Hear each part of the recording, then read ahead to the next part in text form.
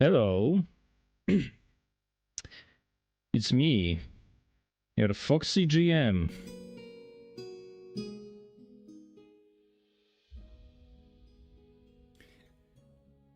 That's right, bitches. That's right.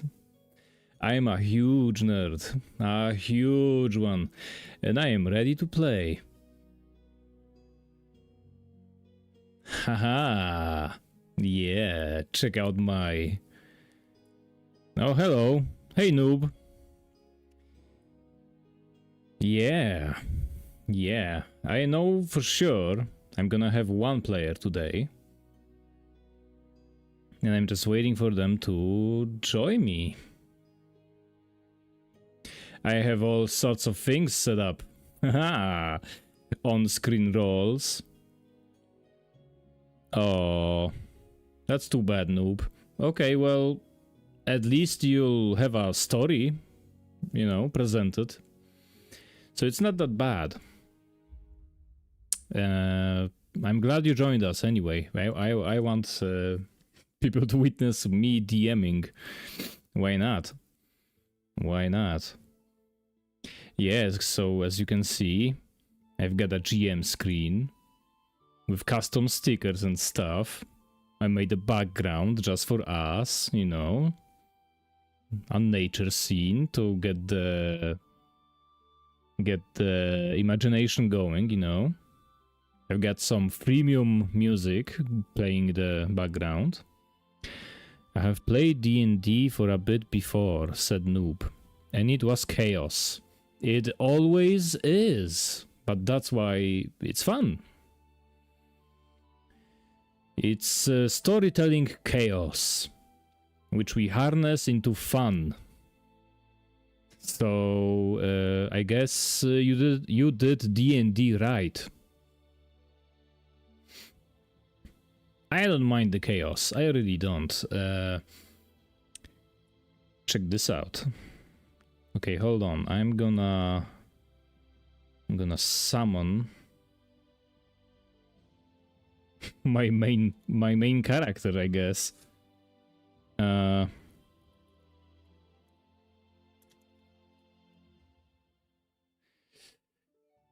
Haha. Hey, listen. I would be a chaotic evil, but the good evil? Chaotic evil, but the good evil. I don't understand what that means. You're either good or evil. You can't be both. You could be chaotic neutral, so-called true chaotic. Then you will be both, kinda, because your nature is mostly chaos. But we could debate. There he is. There he is. We could debate. What do you call him? Yeah, it doesn't exist. We could debate character alignments all day. But I think I would rather just play. Wouldn't you? That is just what I tell people. Ah, okay, so you're just pulling my leg. That's fine. But it is chaotic evil. Yeah, like telling people your good evil alignment. That is a pure chaotic thing to do, I would say. Wah. Okay. That's okay. You can spectate, you can comment. I'm looking forward to it. I am streaming the game after all, so I can't complain. I can't. Neutral good here. Yes, you are neutral good, Rezi. Or rather, your character is. Okay, so Rezi, since you're kind of the main character, because we're gonna start with you, and others maybe will join us later, why won't you tell our audience something about your character you're gonna play today. Yeah, we're gonna roll solo for now. Maybe Anonymous, maybe Psycho, maybe Psycho will join later. Maybe. I hope he will.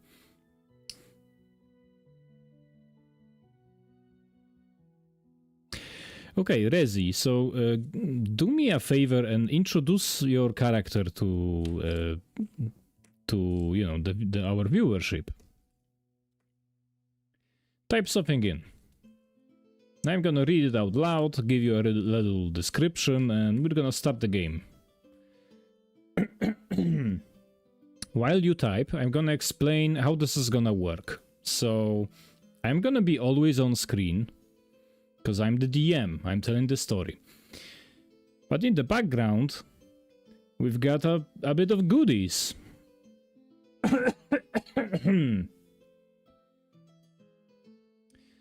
Noob says, let's hope he doesn't die admittedly.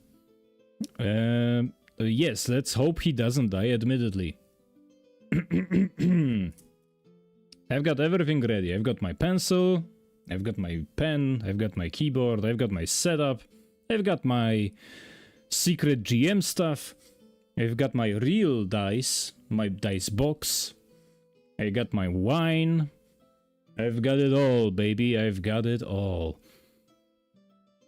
So as Rezi's gonna type his stuff, his first statement as a character, I guess, I'm gonna show off a little bit of the setup I made. So I made a dice roller. Ah, isn't that cool? You can roll on the screen and everybody's gonna see what you rolled. And there's even a summary in the middle of the screen. So no matter how many dice I roll,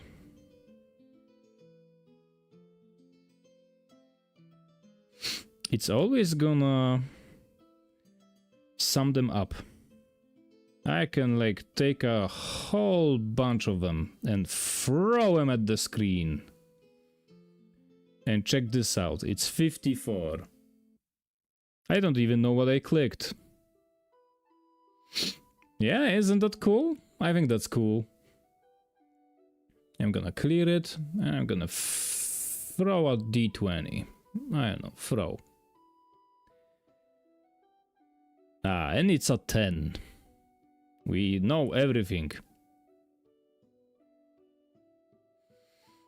And I can hide it. I also... What is D&D without alcohol? No, I play sober. I usually play sober. I just need to relax a little, you know? So a little wine is gonna help. It's gonna loosen me up, make me loosey-goosey.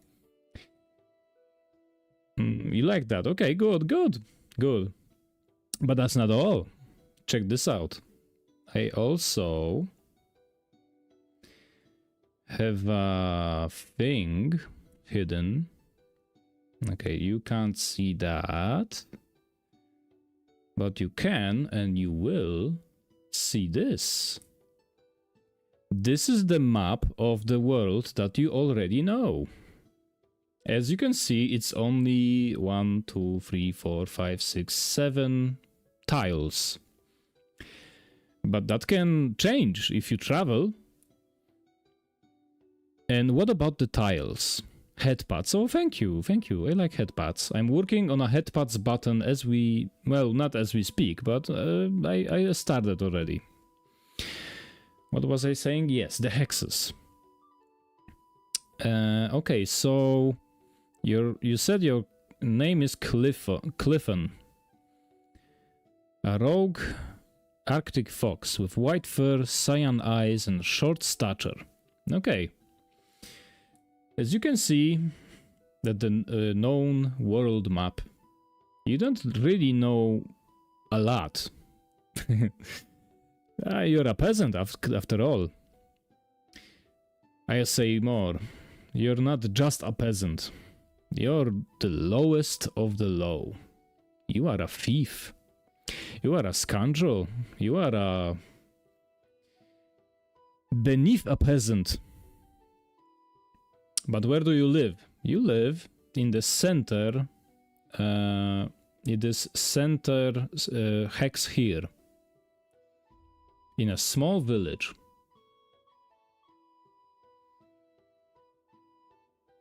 Imagine he runs into a dragon. Well, not soon. Not soon. But on my secret little map that has more detail than you know, I can tell you that you live in the town of Parfa, spelled P-A-R-T-H-A.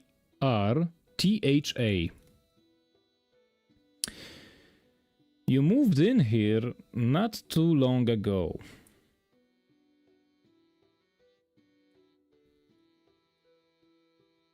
Your guy is named Chiffen?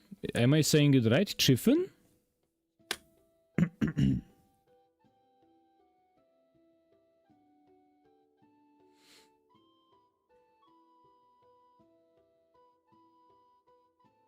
All right. So Chiffen, you moved in here against your will. From what you said in your backstory, you said that you moved to the starting location not far from where the campaign starts, which is correct. But also, you said that you moved there against your will.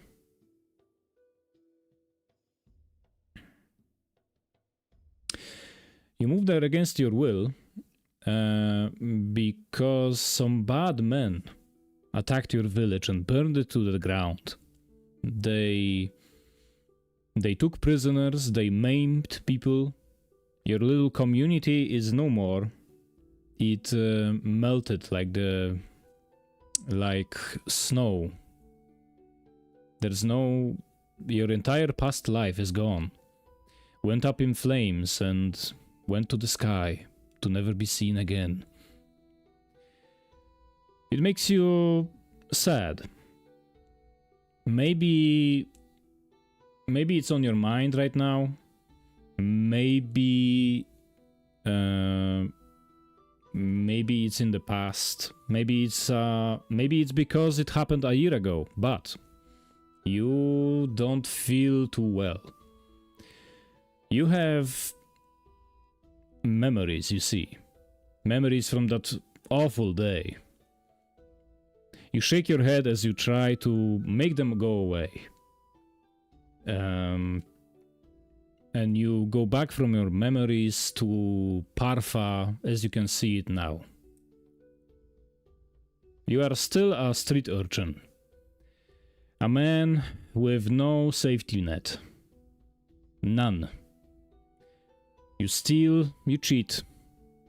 You find things that merchants lost. Wink, wink. You do what you can to survive, because you are a man with no friends.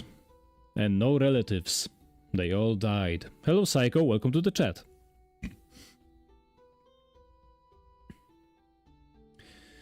You live in Parfa, which is a little city. Little town, really. Excuse me. It's a little town that you made it home. I won't tell. That's gonna be a mystery for you. Anyway, it's not a big town. Only a couple hundred souls live here, but that's enough for you to steal from. There's a barber, there's a carpenter, there's a printing press, there's a pet shop, lo and behold. There's a saloon, a bookstore, a veterinarian, as any good peasantry should have, a leather worker, because, hey, if you got animals, you got a leather worker. Animal supplies, a tailor, a smokehouse, a registry of some sorts. Animal pound. The glowing arrow inn, which always has food at the back. To steal. In a bunkhouse. For the poorest of the poor.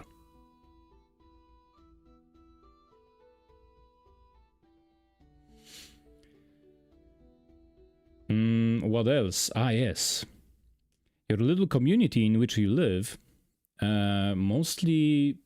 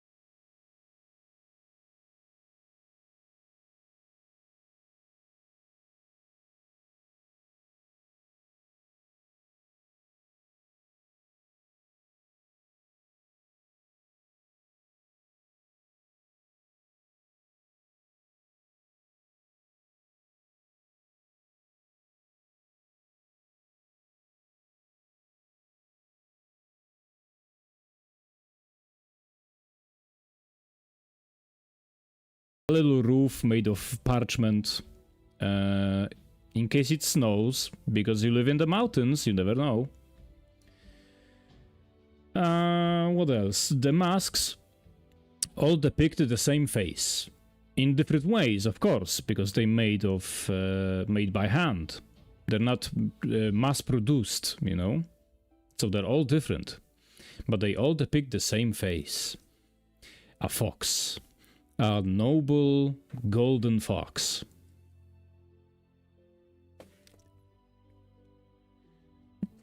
Yeah, it's a... I'm sorry, my boyfriend entered the room. I had to shoo him off. Okay, you investigate the masks. You see that they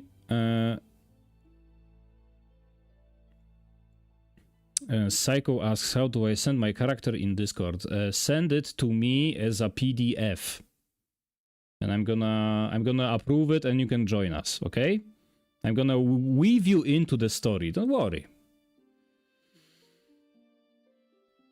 I was in mid-sentence, come on, he knows what's up. he knows what's up. He knows that not to interrupt me when I'm DMing. Although, usually he's a player when I do it around him. Yeah, so you see that the masks all depict a golden fox figure. Would you like to roll a history on investigation or maybe something of the sorts?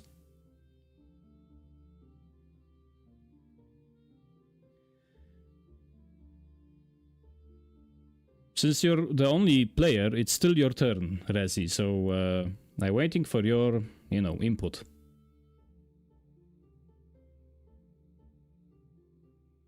History, huh? Okay, let's see your character sheet off screen.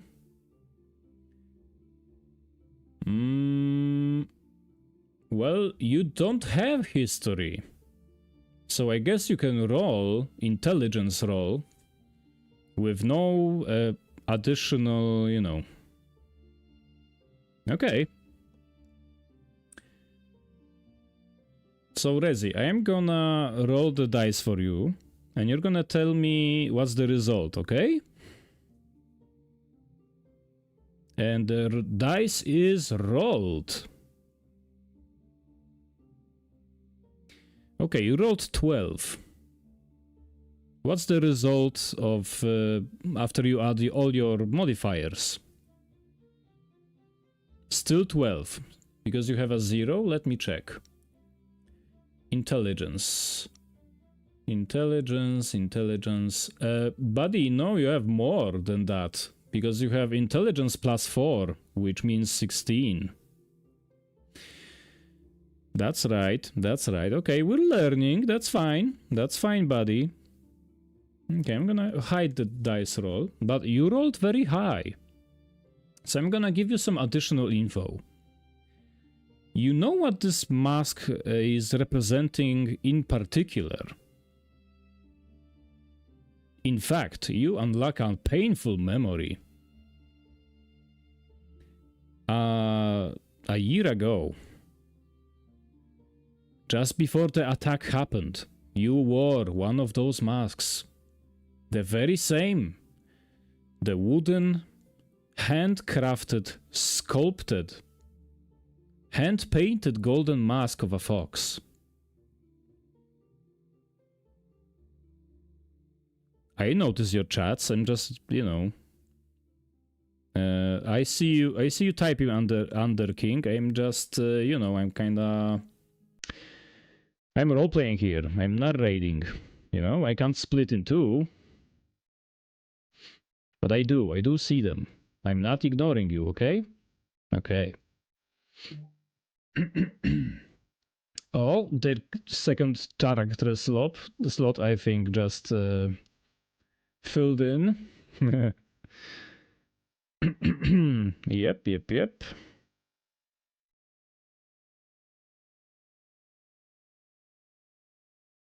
He made it in D&D Beyond. Okay, you know what? I'm gonna copy this. Copy text. Go to my secret window. I'm gonna paste your character sheet here. I'm gonna look at it. And I see it. And it seems like it's done. Okay, what did you make? Okay. That's a weird player name, but okay.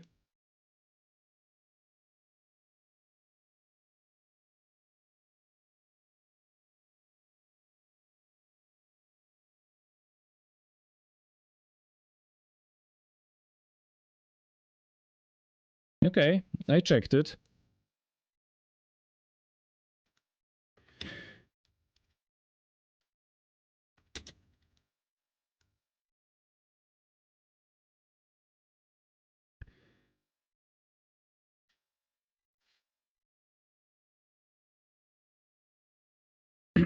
Is D&D Beyond bad? No, I was expecting a regular ass PDF.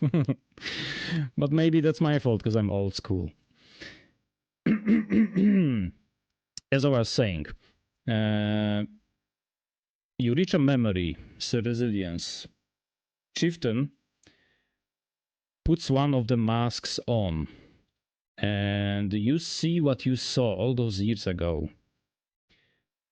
Through the peeping holes of the mask, you can see the flames, the screams, the silhouettes in front of the fires of the assaultmen, of the let's call them bandits, of the bandits that rode your little commune to the ground. You take the mask off. You gain the knowledge that the mask is offered to the golden fox, which is a big deity in pixelism, a religion that used to be everywhere around you, everywhere. Your grandpa used to tell you that people worshipped pixelism everywhere. And by everywhere, he means the two duchies that became from one kingdom that used to be ruled by the religion in your grandfather's times.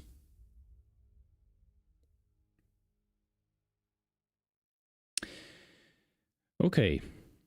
So you're back in the present now, Rezi. The stallman, the man at the stall is shooing you off. He's like, "Get out of here, you street urchin. I know you've got no money. Get out of here." What do you do?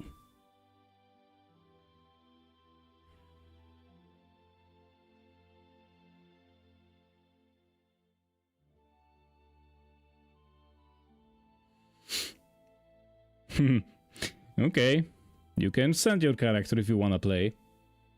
But I expect that if you start playing, you play to the end. I don't want characters coming and going. We have a story to tell. Thank you for the headpad, Snoop. Okay, Rezi. I'm waiting for your action. The master of the stall is shooing you off. What's worse, he's using a broom. He uses a broom like a spear. He's like, "Get out of here! Get out of here, you damn urchin!" Okay. Chieftain places the mask back on the stall carefully and decides to leave. Okay. Okay, that's reasonable. Reasonable. Seeing your appliance, the stall master quickly relents. He lets you walk off, unharmed. Unfortunately, that's how you're treated in this commune. Nobody likes a thief. Nobody likes the unfortunates. No, not the unmentionables. The undesirables. Yes, that's the word. That's the word. Nobody wants an undesirable. An orphan, a thief, a troublemaker.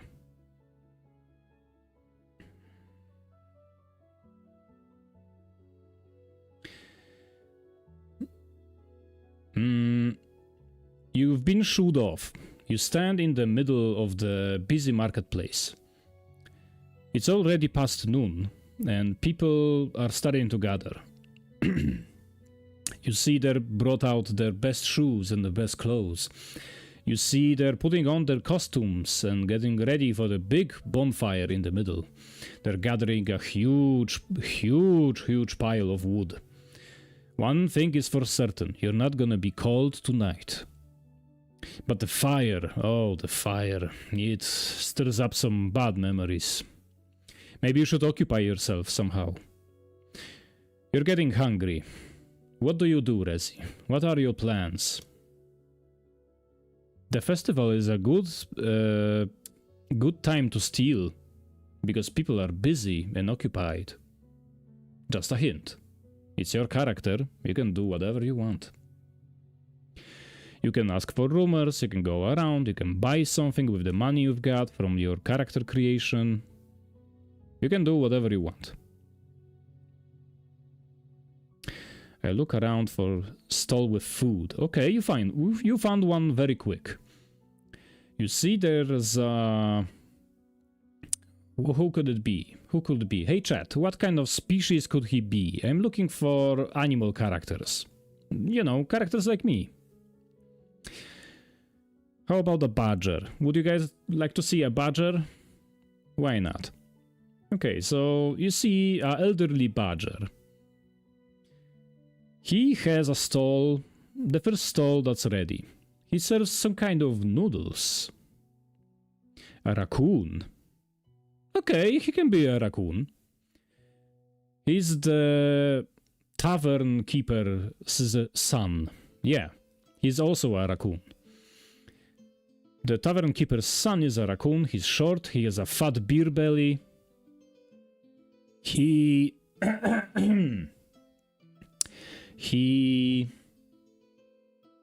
sells some kind of noodles. I think the tavern keeper, what do you call a tavern keeper? Yeah, the tavern keeper. I think he has a soft spot for you. He sees your bare feet, your tattered clothes, and let's see if he's merciful today. Fuck no, he's not. He rolled a 4. That means he doesn't like you that much. Maybe the tavern keeper likes you, but not his son. His son sees you and he's like, you better have money.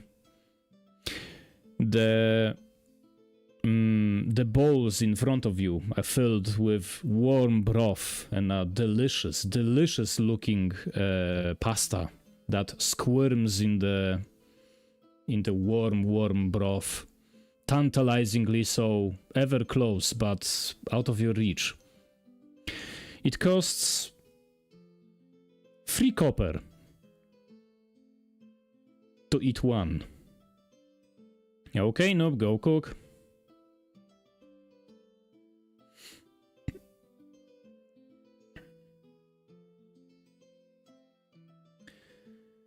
Okay, character. Somebody wrote me another character.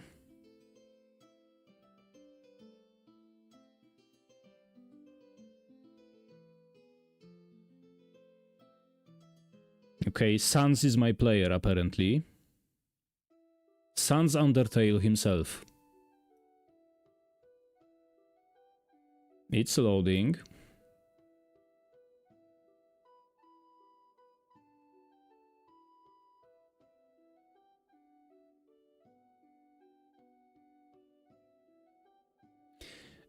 Your character is broken. It doesn't show. I think you have a better chance to just paste a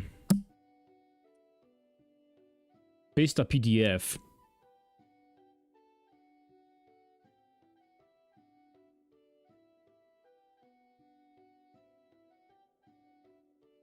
Horror sounds specifically. Okay, huge nerd. You'll fit right in.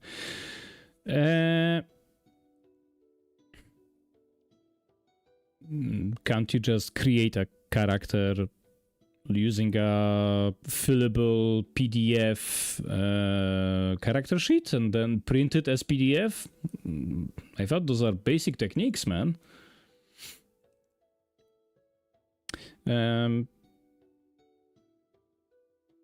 You'll figure it out. I believe in you. I believe in you. In the meanwhile, I'm gonna keep... You're new. You were born yesterday. That's crazy. Okay, I'm gonna go back to you, okay? Because I'm in midst of role-playing and stuff, so I'm gonna just go back to you. In the meantime, I can see that Chieftain approaches the stall slowly and asks if there is any work that he can do, he can help with in the stall to earn some food sparings. Oh, okay. Well, Rezi, that's a clever action. I wasn't expecting that at all. Tell you what, you roll me every time there's a fork in the road where it could go as your way or not your way, we're gonna make a roll to see what happens. And this is one of those situations. I think you should have some kind of charisma roll here. I see you have persuasion. That seems to be your best best form of action.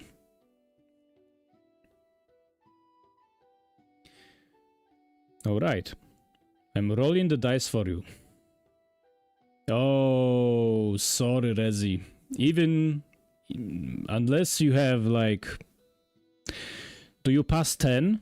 You need to pass at least 10. What's the result? You tell me. Oof. Oof means failure. Okay. The stall master has no warmth for you in his heart. He says, I would rather punch you myself than give you any of my scraps. You thief. Get away from here before I call the guards and tell them you are stealing. He's not a nice man. What do you do?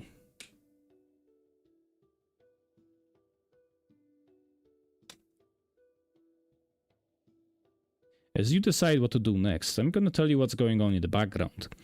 In the background, people are setting up more and more stalls. You can also see people in ceremonial garb, readying themselves for the festivities ahead. There's gonna be dancing and eating delicious foods. Perfect night for a date.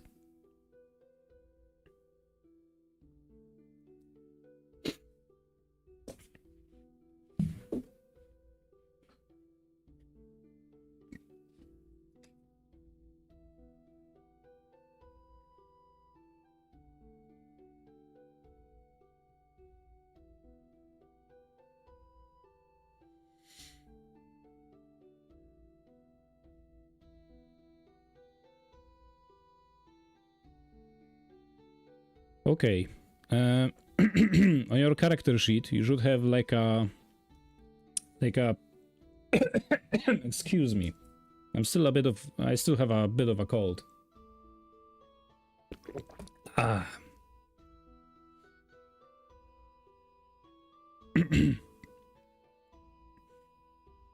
I think that's a wise choice.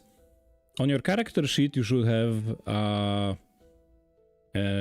placeholder for your money. Note that 1 gold piece is worth 10 silver pieces, and 1 silver piece is worth 10 copper pieces. It goes 10-10. For simplicity. So it costs you 3 copper.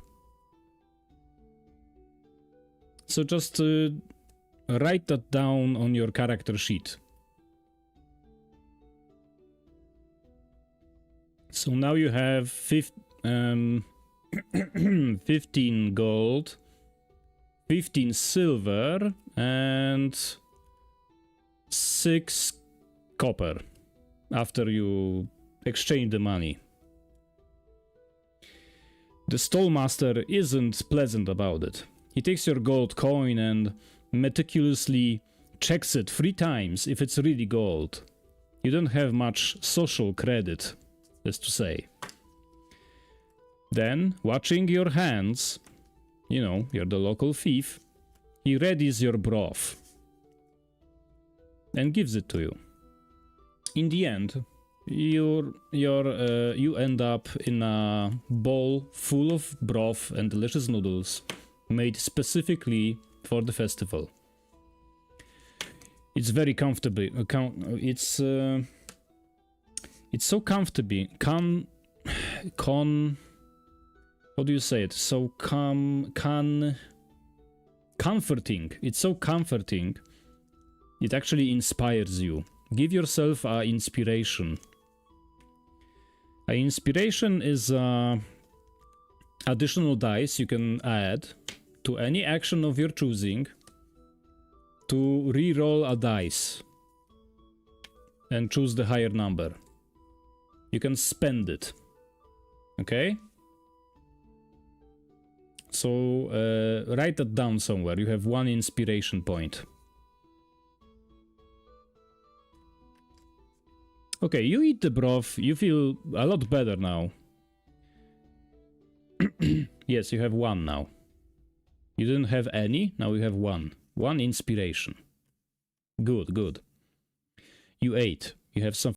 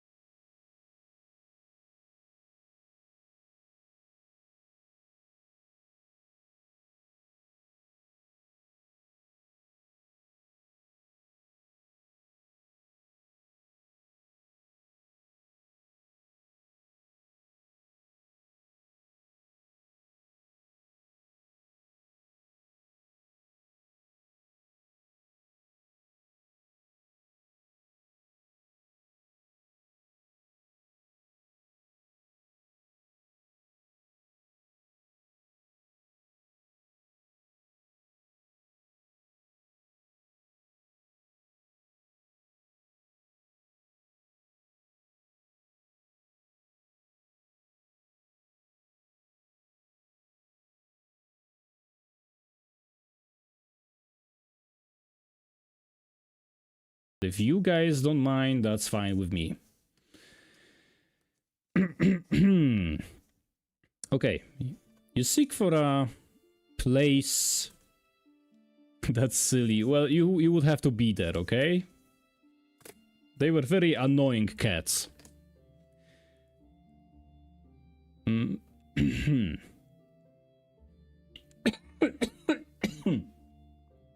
Okay. You look for a place to rest, let's say. The whole town is built around one major road and one smaller one going to the west.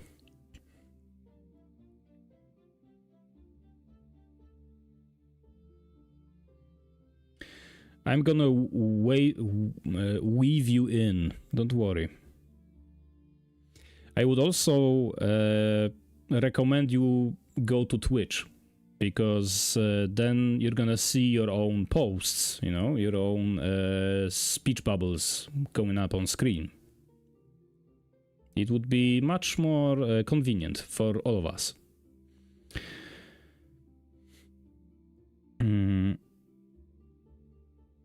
We have 3 slots filled? Yes. Yes, we have 3 slots filled. I can accommodate 1 more player. I think 3 is the perfect number of players. Like speaking from experience, the best games are ever run were for 3 players. It's the perfect number. Everybody gets enough screen time. There's not too much going on, so the DM doesn't get overwhelmed. The combat goes smoother, you know? There's benefits. There's many benefits. He does need company, I agree. So how about we're gonna introduce another character now. Psycho, do you have a guy? Yeah, you have a guy. You have a guy. That's not him. That's him. Okay. I've got your guy in front of me.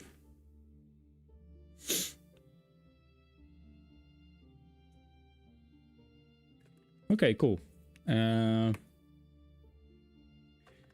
Okay, Psycho, why won't you introduce your character? Tell us a short sentence about him. Who he is. How does he look like?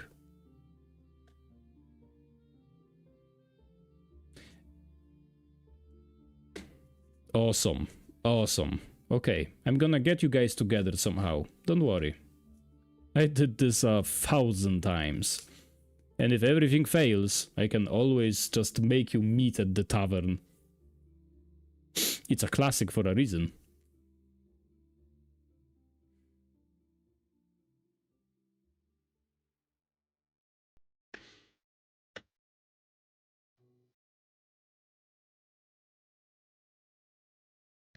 He should rest at my tent, like my tent or some shit. Wow. Spoken like a true scholar. Wow, jeez. That was so good. I'm gonna piss. Be right back.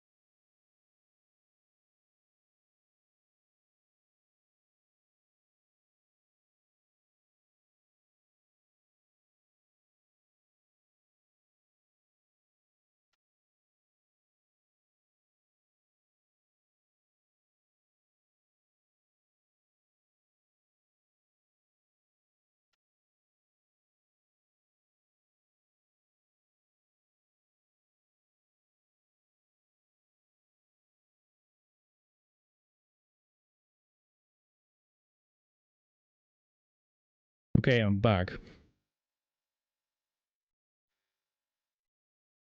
Okay. Okay, Psycho, you ready now? I saw everything, and you're my marked player to die first. But let's back to Psycho. Psycho. Don't you know at me, young man? I'm gonna kill you first. Underking, you're marked. You're marked for death. Okay. Psycho is playing a 6'3" wolf who grew up poor in the sewers, getting rich. People's stuff they dropped in the sewers. Okay.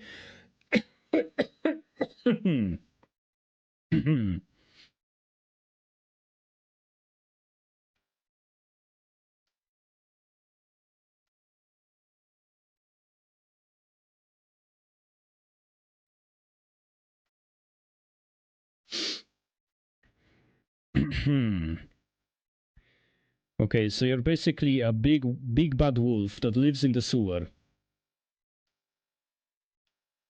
Which is interesting, because you chose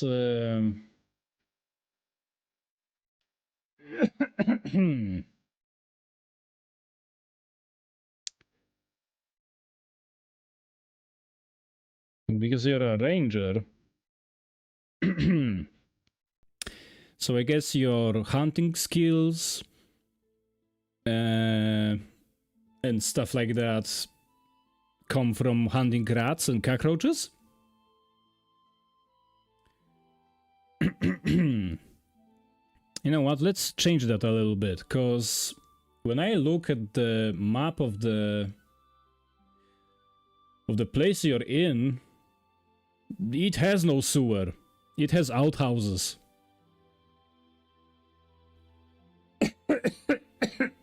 Excuse me.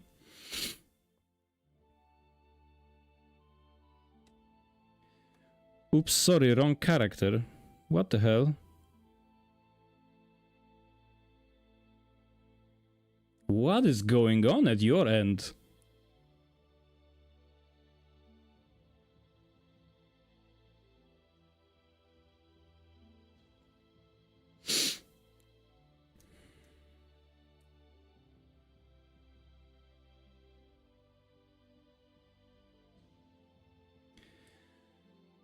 By the way, you said you're getting rich of other people's stuff. Well, you have only 34 gold points, so...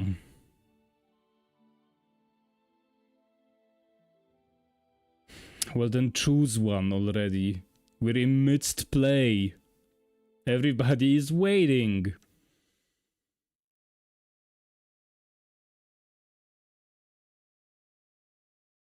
Fine, I'm gonna go back to Rezi and you make up your mind, because this is ridiculous.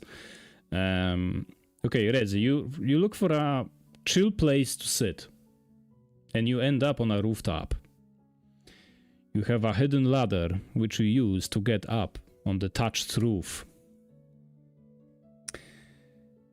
The thatched roof of the tavern, which is always warm and nice from the fires inside and the smoke coming out from the chimney. The cozy smell of food welcomes you as you sat down on the thatched roof and you look at the festivities going on.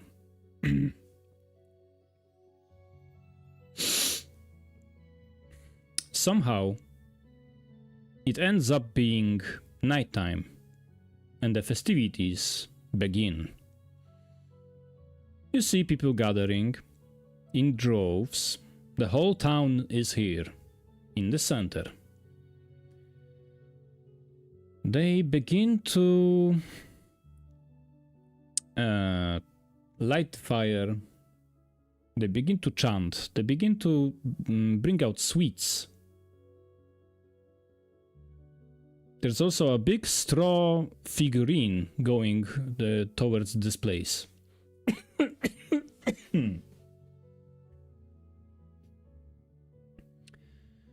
The figure represents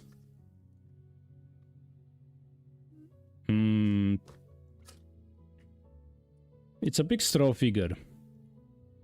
It's a big straw figure that will end up in the fire. But if you want more information, well, that requires a history check, doesn't it? Cult type event. Yeah.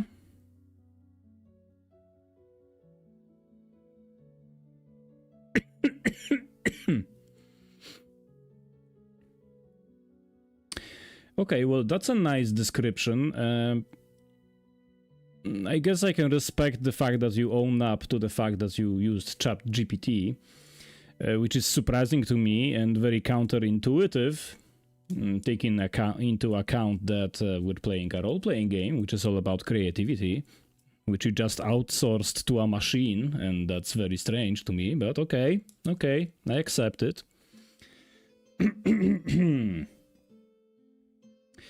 Okay. Okay, Sea Resilience. Chieftain.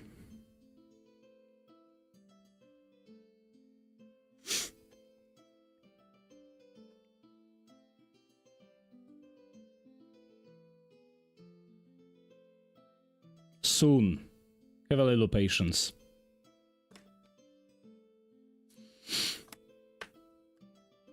Well, then gather yourself, because we're playing right now. Okay, Sea Resilience.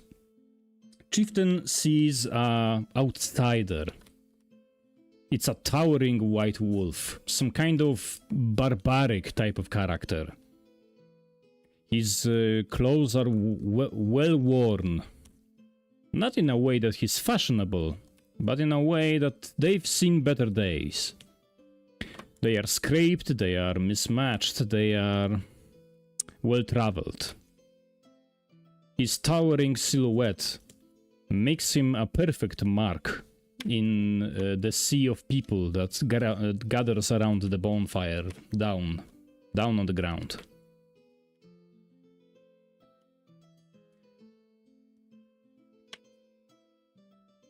For some reason, you can't look away. Maybe it's the outlandish tallness of the man, or maybe, I don't know, maybe he's just interesting, because he's huge and white, and illuminated by fire. Either way, you see him. And that's not all you see. Let's roll a perception for you. He's cute over, okay. Okay, you have a, oh no, his hat moment. But also,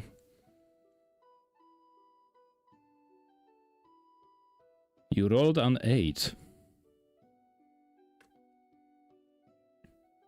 You can use quotation marks to indicate that you're saying something in character. You know, just a technique we can have. Okay, you rolled an 8.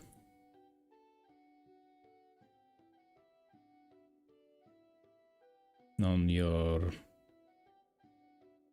perception, which you have, that's a 3 or 5, that's 13. You rolled a 13.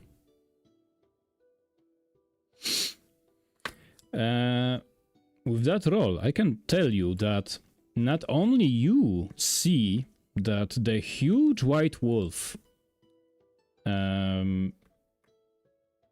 is a target. You see other pickpockets already swarming around him to rob him blind. What do you do?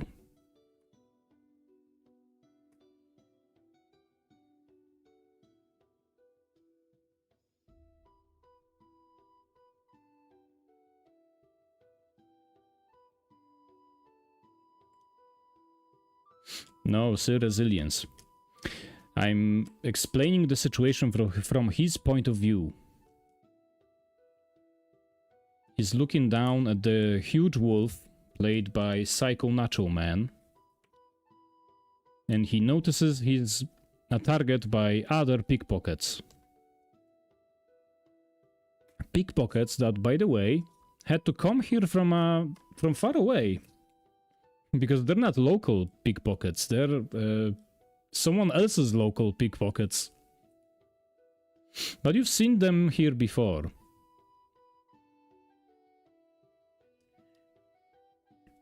What does Chieftain do?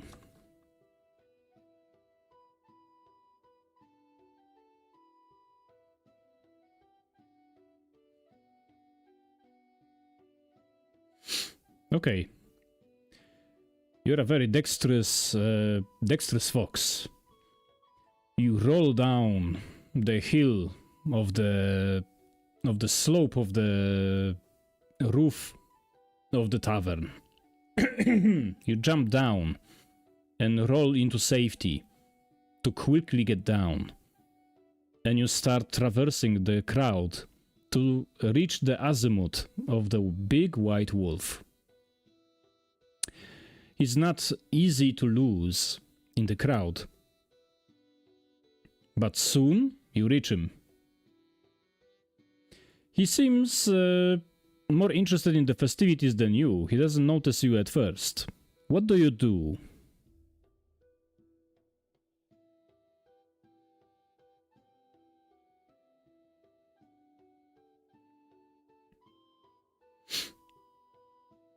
I didn't demand a roll of dexterity for getting down from the roof quickly, because why stall the game, you know?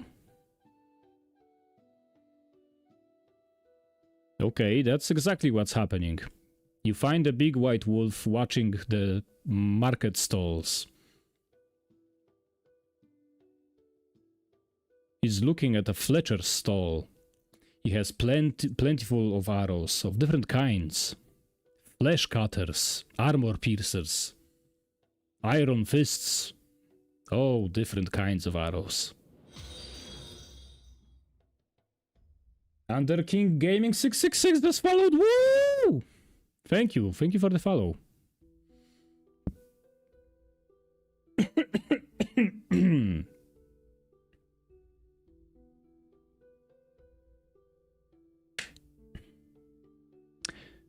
Okay, Rezi, we're awaiting your interaction.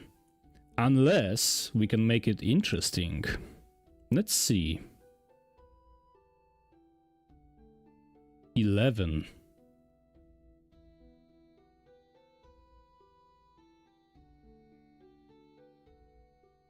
Oh, look, he has perception.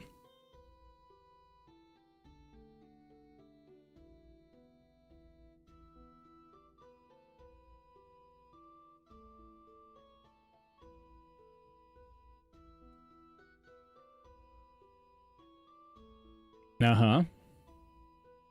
Okay. I read it. I get to his side and try to get his attention by tugging at his clothes. Okay. I made a roll in the meantime. Just to make things more interesting. And here's the result. You reach to his clothes to pull on them, to get his attention. And then, simultaneously, you pull on his clothes, and he also notices that someone is reaching for his pocket money. For his pouch money. For his money pouch. A young thief. A raccoon. Which are plentiful at this side of the world. A raccoon is with one hand holding the money, and with the other hand using a tiny knife to cut the strings that hold the purse to his pants. You both see the thief. Chieftain quickly alarms the big white wolf, and he sees. Psycho, your character is named Bobby.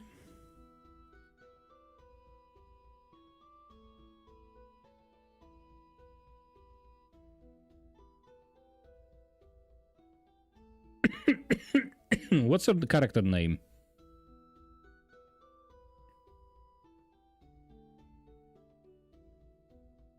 That's what his character sheet says, but then he said it's the wrong one, so I don't know.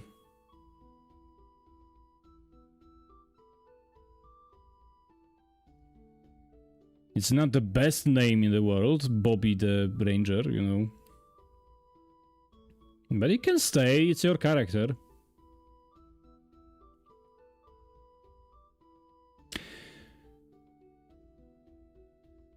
Okay, but did you send me the right character or not?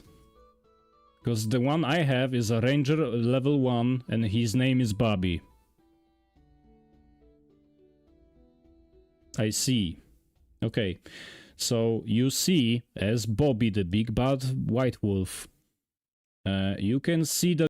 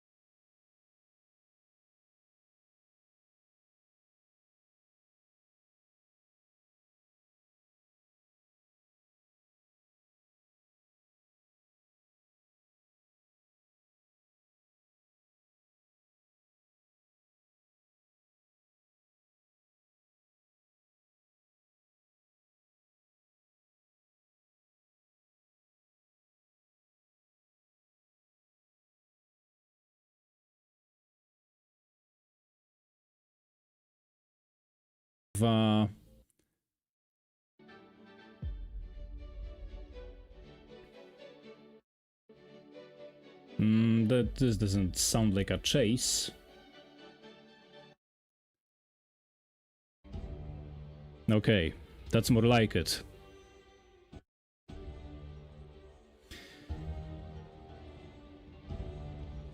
How about you settle the hell down?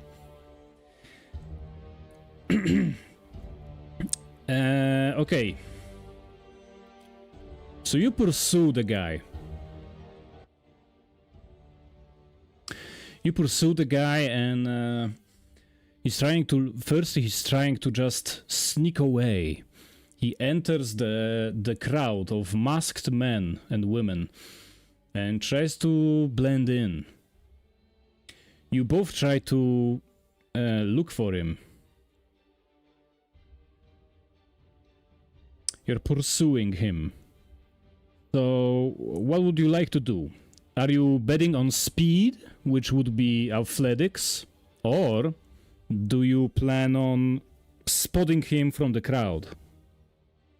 Those are two different tests. One is harder, the other is easier, but I'm gonna keep the mystery of which one is which to myself. Now choose. Spotting, okay. What about you, Rezi?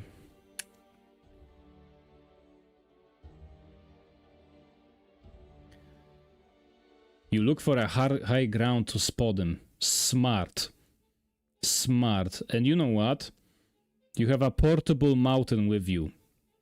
You clown. You clown. Actually, you kind of do. You climb at the top of the wolf.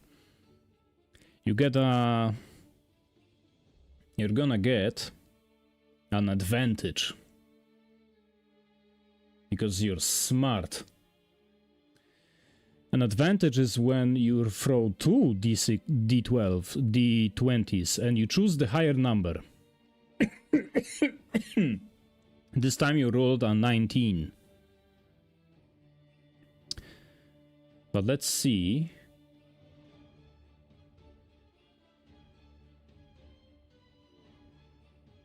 Let's see how the wolf did. A 10. That's way worse. Okay. So, I'm gonna describe it as this. The wolf immediately starts looking for the thief.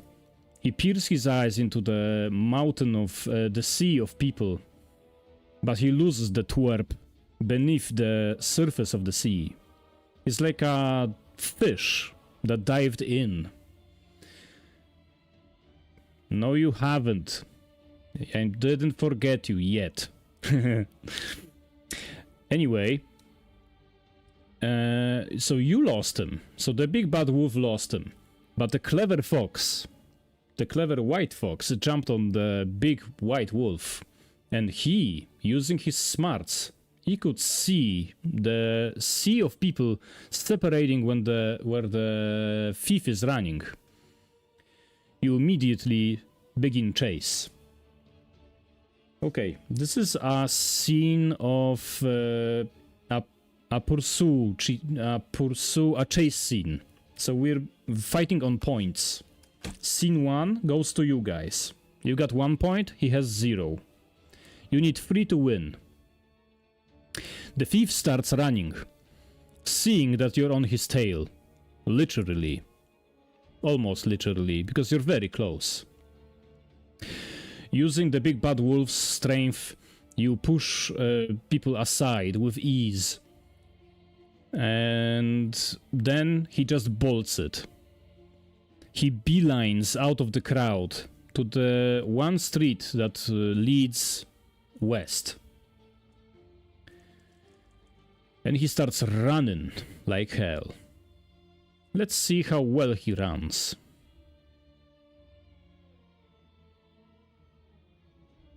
Okay, he rolled a 10. What do you guys do? His athletics is 10.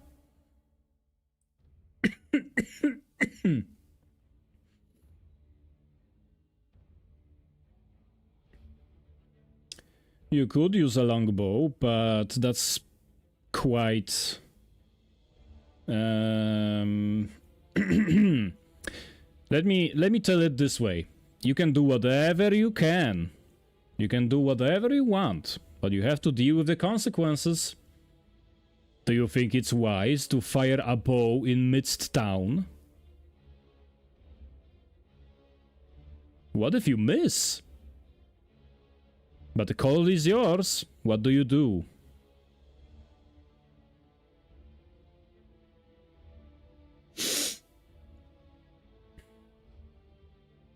Never mind.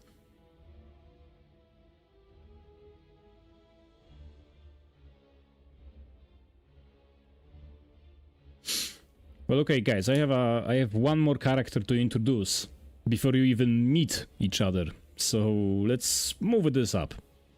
I just keep running after. Okay. So athletics check for you. What about you, Rezi? What are you gonna do? You can do anything if you can deal with the consequences. But in the meantime... an 8.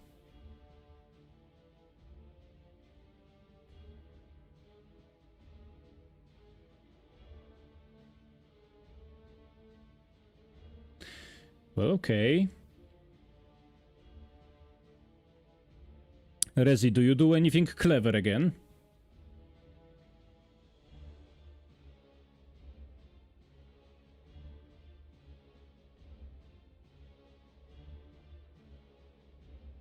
Yes, you add the bonus.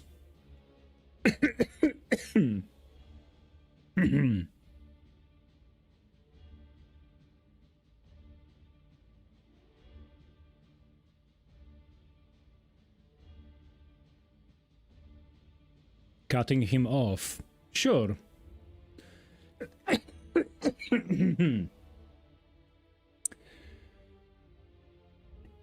guess you could. Here's the thing. The guy is also a thief.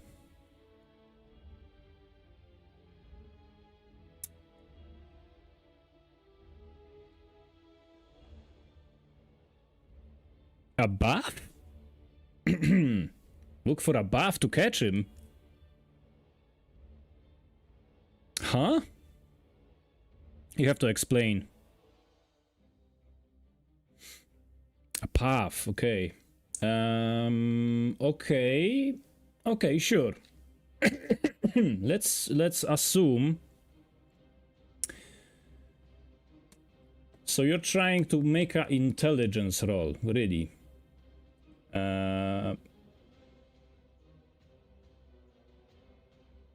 Yeah. Let's. So you rolled a 10 on intelligence, which you have a lot of. And that's a 14.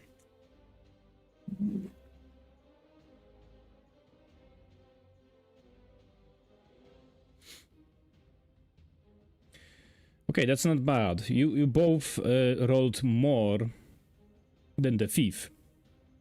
So I guess the story goes like this. You're winning 2-0. You need 3 to win. The thief is running to a back alley between several houses. But you're still hot on his trail. You didn't let him escape. As the towering white giant runs after the raccoon, suddenly a shadow pops out in front of the raccoon. You thought you've got him, you know? You thought you've got him. But then that motherfucker starts climbing a rail to the rooftop. The pursuit goes on. What do you do?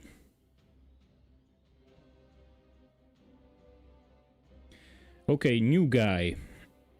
That little shit. That's right. That's right. Those words escape your mouth. In anger. He has your money. What are you gonna do about it?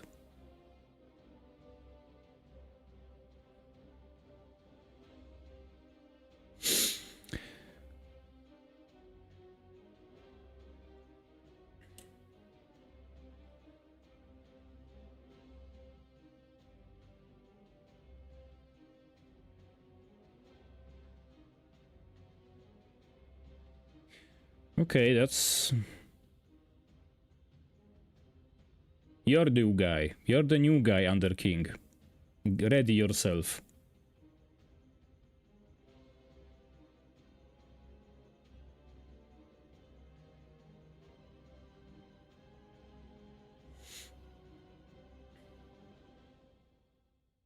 Okay, Psycho. Resilience. What do you guys do? I need to compose some kind of role to put the story in motion, you know?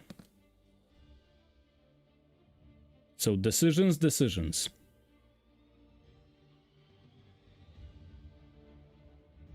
Okay, so now both of you are trying to outmaneuver him in a way.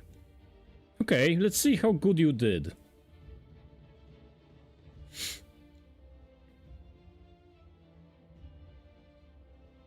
Oh, no, it's a natural one. Too bad for Psycho. Let's see how Rezi did.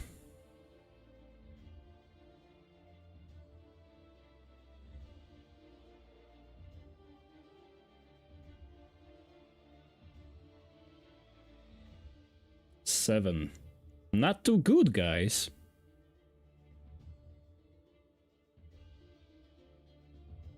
Not too good.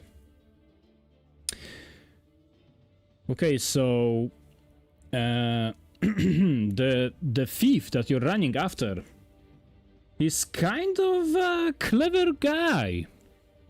He anticipated what you anticipated he will do, and he outmaneuvered you, cleverly so. He's on a different rooftop than you thought he's gonna be. He's getting away. But then... you see the new guy. New guy, describe yourself.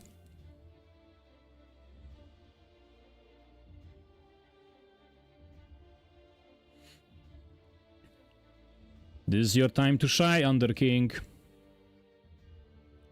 Tell us who we see. Describe your guy a little. An Arctic white fox with burning blue eyes. Okay. Class-wise, you chose sorcerer. So you're probably spooky looking.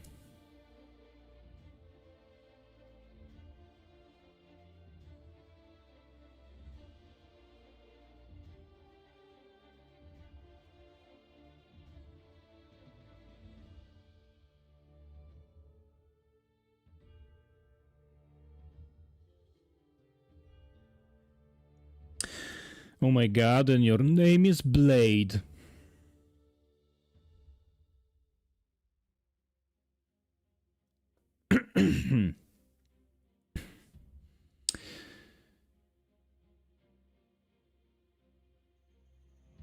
That's worse somehow.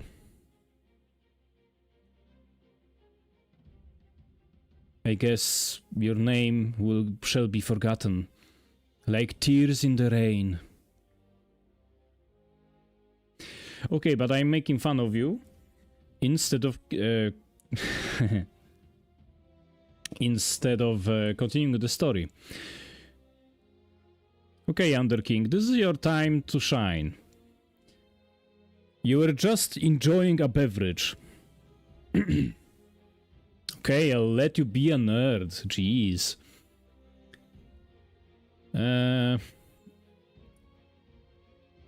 You were just enjoying a beverage when suddenly a chase unraveled before you. Two white guys, are chasing a raccoon on a rooftop.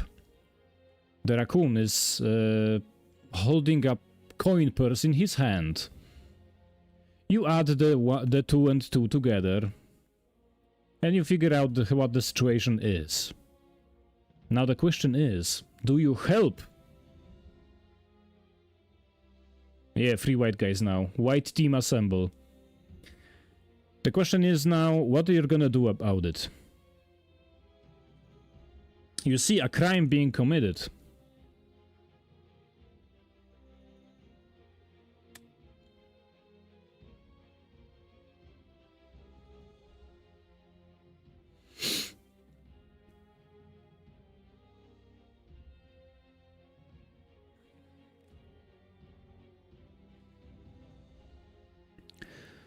Sorcerer's Blast.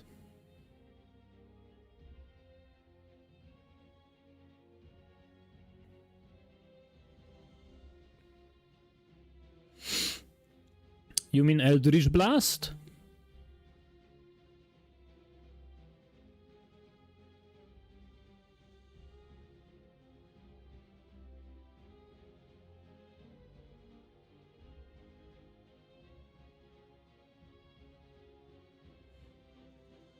Okay. So I'm gonna roll your attack. That's a 18, so you hit him for sure. What kind of damage do you do?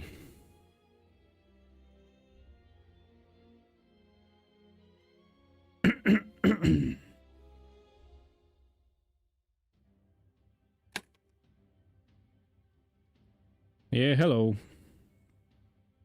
Hello, Matiorasu YouTube. Hello. Welcome to the chat. We're playing D&D today.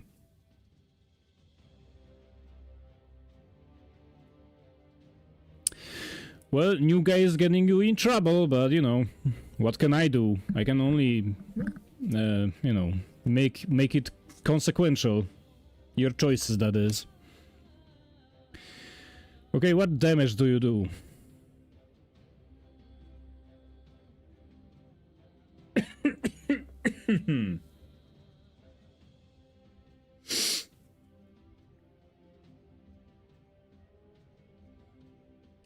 Hi, Matriorasu. Welcome to the chat. It's nice you came. Okay, before you kill the cops, you have to hit the raccoon first. So what damage do you do? New guy, come on.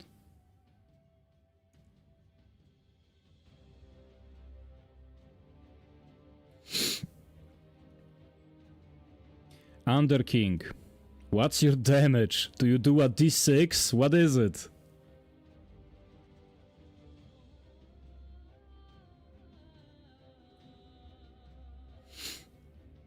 A d8. 1d8? Okay. No. Clear. 1d8.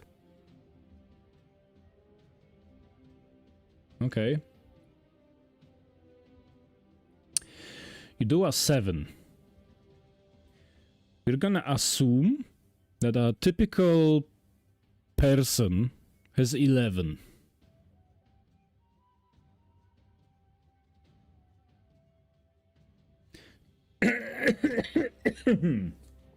Okay, so you fire your Eldritch. Was it an Eldritch Blast? Actually, what happens? Because you're casting magic, you're a sorcerer. That must look freaky. Describe what happens. Describe the beam, the you know, the magical happenings that you did.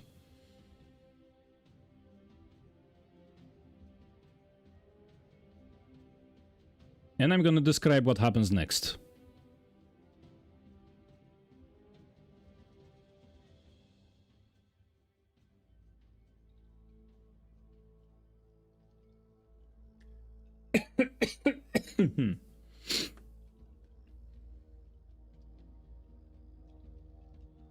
A mini domain? A mini demon, you mean? What's a Gojo hand?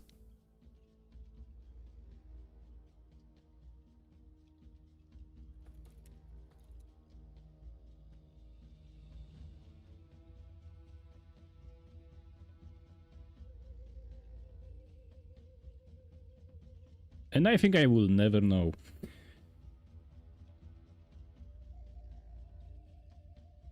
I know what that is. So I can't imagine it because I don't know what it is. And that's kind of against the spirit of the game.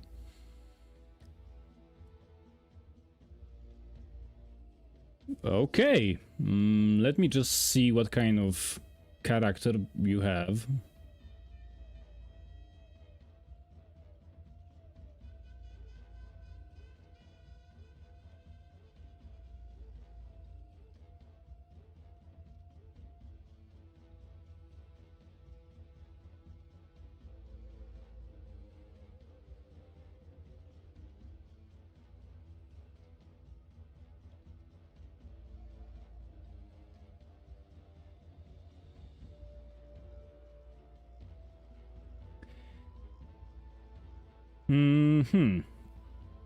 Well, okay, you can't blow off his head because he's still alive. And what you described is a sudden death. But he survived. You are shooting at his head. For reasons unknown. Only to you.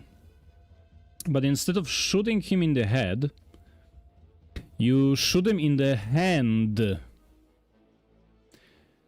You shoot him in the hand, and acid attacks his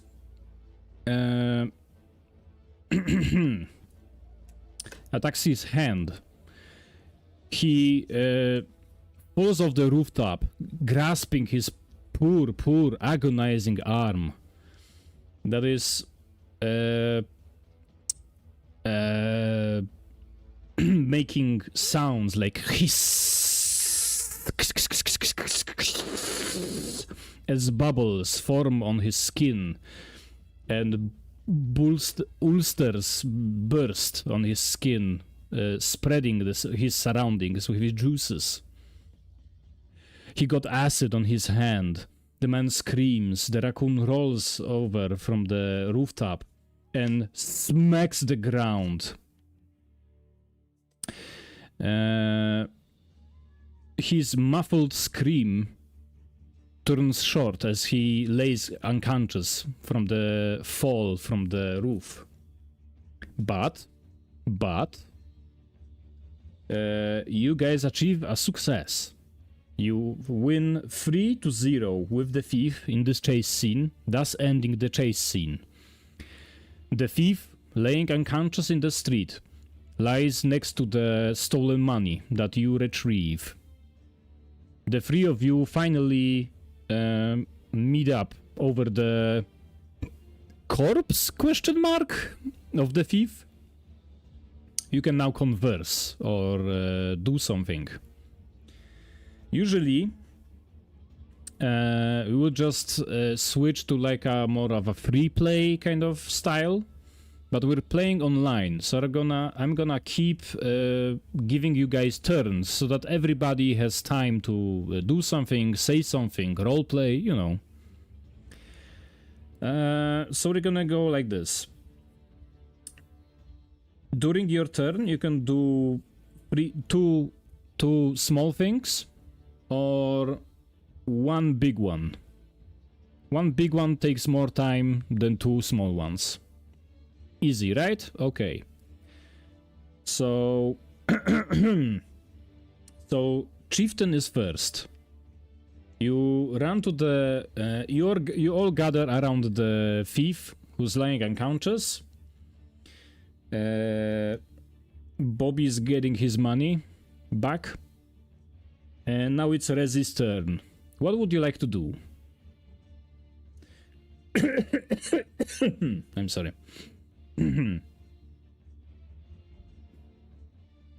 Well, it's not your turn yet, but you can try. Okay, so it's Sir Resilience's turn. He goes first. Then it's Psycho. Then it's Underking. Okay, you go down from the rooftop and reach to the unconscious body. You see that he is, in fact, alive, but badly hurt. His arm is sizzling. Chieftain raises his face to you and asks you, "Was that necessary?"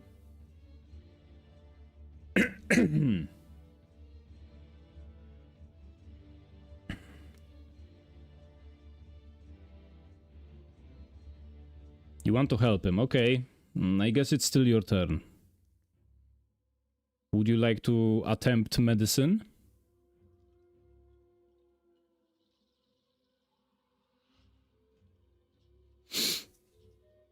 You can... Okay. Roll a medicine check. You rolled a 12.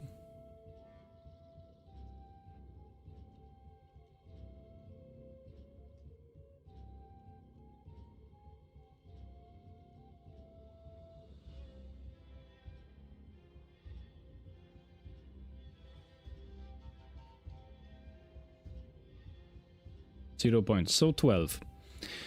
But you know, that's enough. Maybe you are not a wise man. Maybe you're just a street urchin. Maybe someone could help him better. But you know what? Through the last year of you spent on the streets, you've seen a lot of shit. You know how to treat wounds like this. Let's say, for convenience sake, you even have a few herbs needed to help him. You quickly chew them and apply them to the wound, stopping the sizzling, neutralizing the acid. It was your last one, you don't have any more, but you helped a soul in need. Okay, so he's stabilized. He is still unconscious, but he won't die.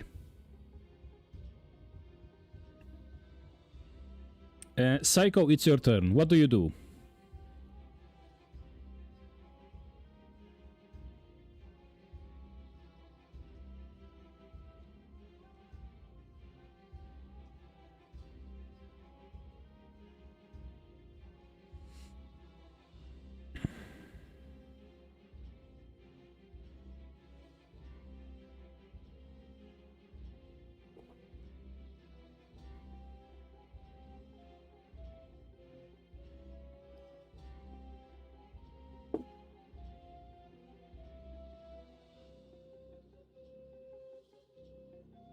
Bobby would like to help the person who stole from me, except find some rope in the area to tie him up. Uh-huh.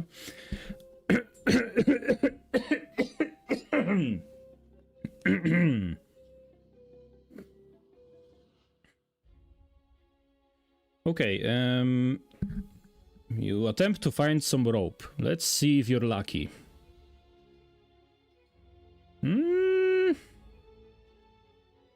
You know what, fuck it. You find some old rope in an alleyway. It's not the best rope. It's very used, but it's good enough to tie an unconscious thief. You tie him up. He is tied. Success. Would you like to do something else?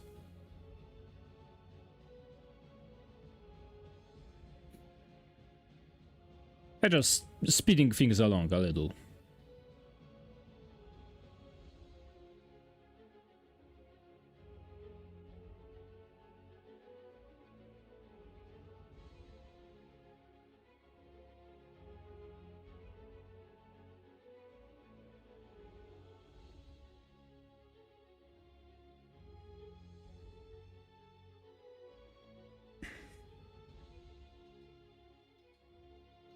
What do you mean, almost? Have you seen the guy's arm? You can see bone. But I know what you mean.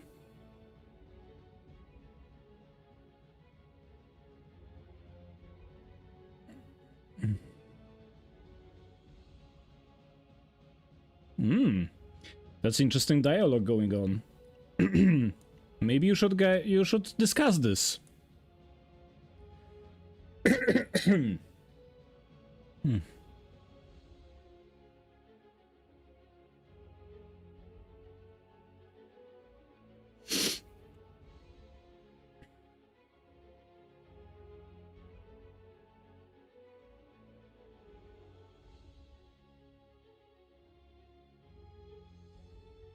Ooh.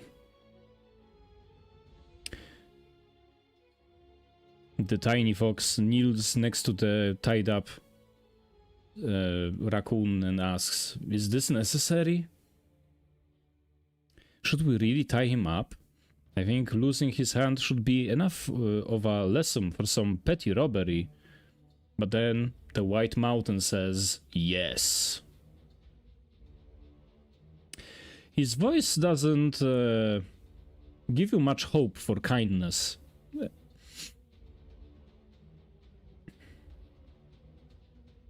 He's not bloodthirsty, but he's very stern.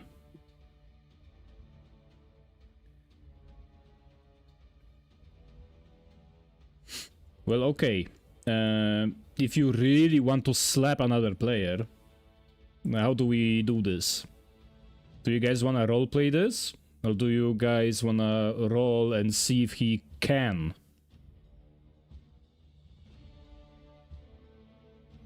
He shall pay for his crimes, though. He shall go to jail. Okay. A very firm stance.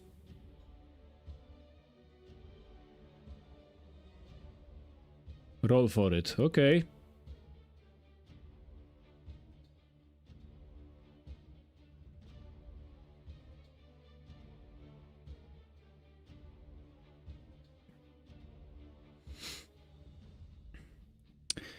Okay, so I'm gonna roll a contested roll with an attack modifier.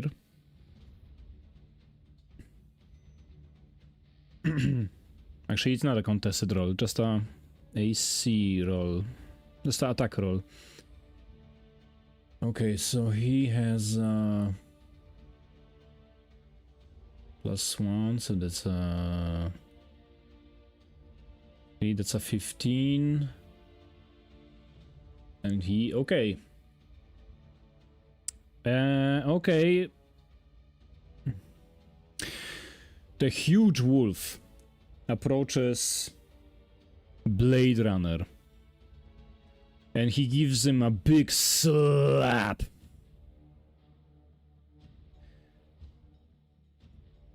His towering figure stands above you as you receive the humiliation. It's your turn, Under King. What does Blade do? You got slapped.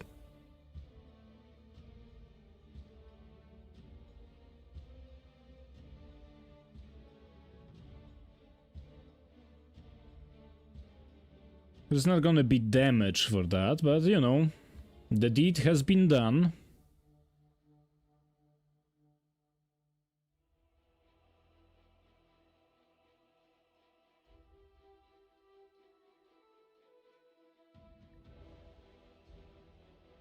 Okay, new guy, I don't think you know how to play.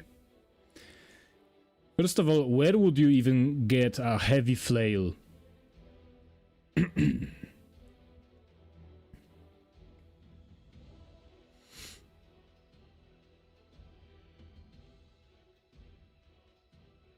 You're a sorcerer, by the way. I don't think you can even...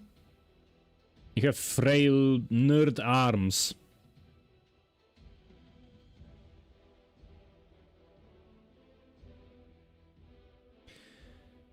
Well, listen, I've seen your character, but like, where would you get a heavy mace? Furthermore, you don't know how to use one. You don't have a proficiency with that, so... You're a sorcerer?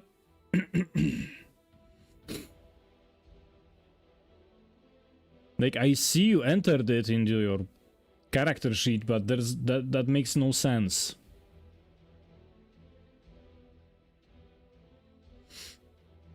Roleplay, damn it. Act!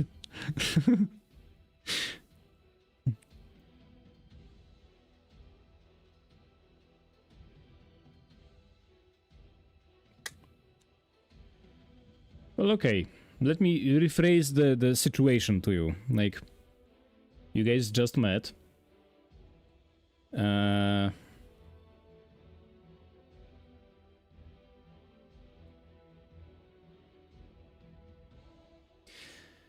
Listen, like, gather yourself and play good.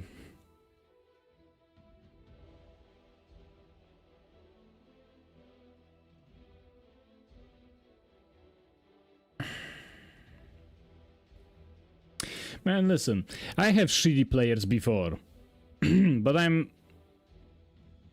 starting to think that you're not really a player. You're kind of behaving trollish.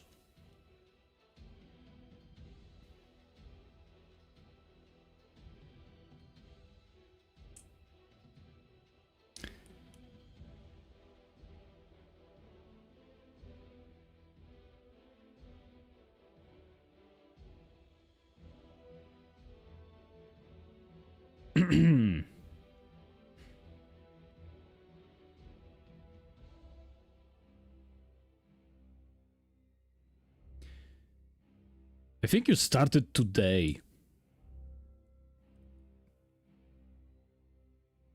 Okay, listen. You know how this...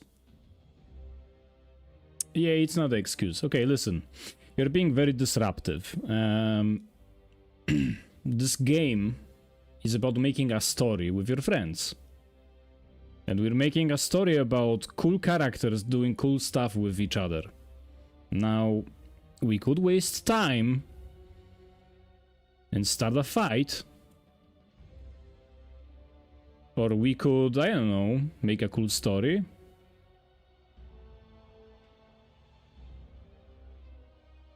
Are you really living? Because it's allowed, you can.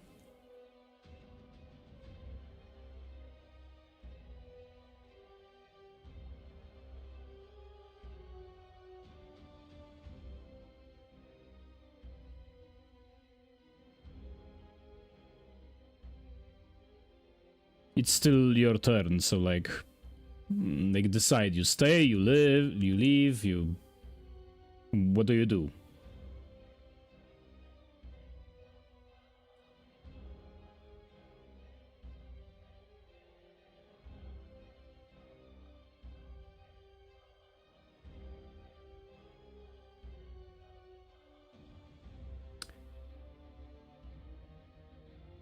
Okay... I give you 30 seconds to decide. No, it's...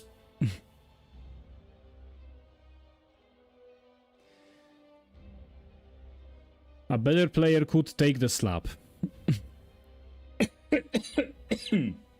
It's not easy, but it's doable.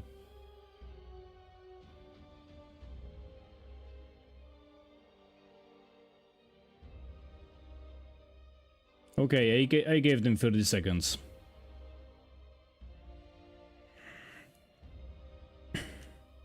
Okay, whatever. Fine. I think he was too unexperienced or maybe malicious. Maybe he was just being disruptive. I don't really care. I'm gonna just run for you, the two of you, because he's not nice. Okay, whatever. Let's disregard what happened. Let's keep playing as if the thief tripped and fell from the rooftop himself. Everything else happened as it happened. Okay, so the two of you, you see, you got the money back. You see each other. You tied the thief up.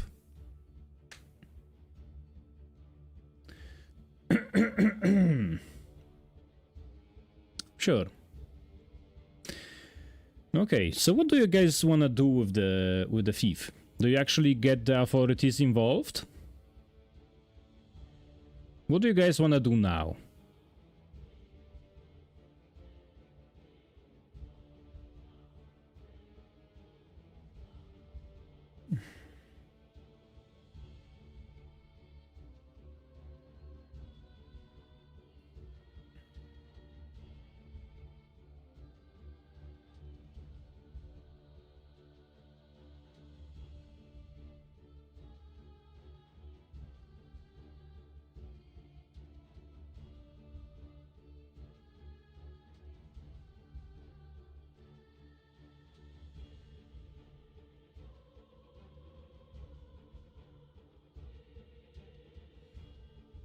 Okay. Your characters are in conflict, so what do you actually do? Maybe you should discuss it in character.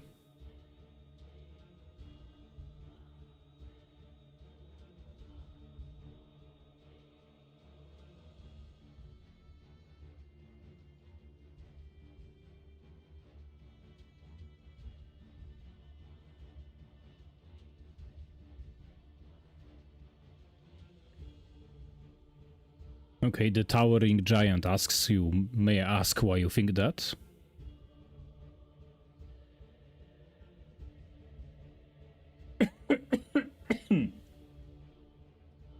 I know where he comes from, replies the fox.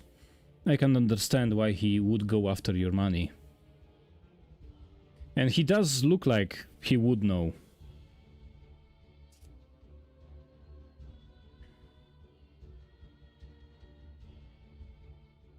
You know, it's not easy living in the streets. No, it's not.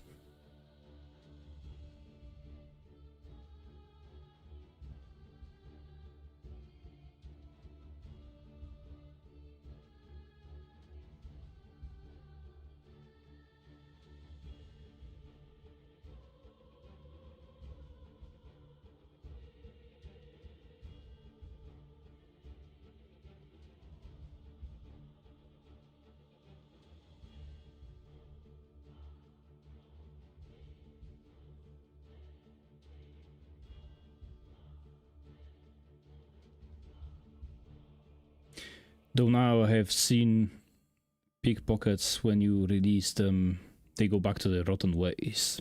I wish sometimes the hammer of justice prevails. Well, he still needs to eat, so... Damn. Good arguments on both sides. What kind of conclusions will those heroes get to? I wonder. The time for decision comes close, because you see, or rather you hear, a constable coming. It's a city guard, a ram with a helmet and a halberd. He's going your way. He asks from afar, "What are you doing over there? Is he drunk?"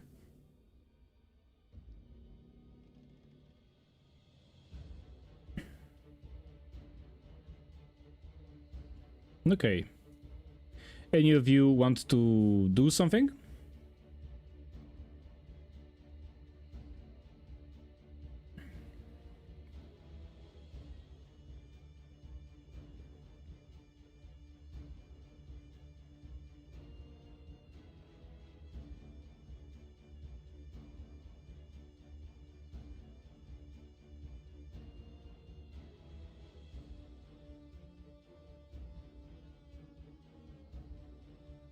Oh, wow.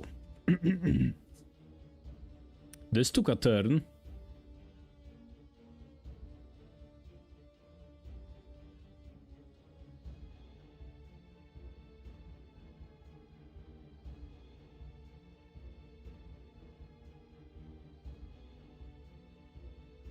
Oh, okay. That's a charisma check if I ever seen one. Let's see how persuasive you truly are. No, very persuasive, actually.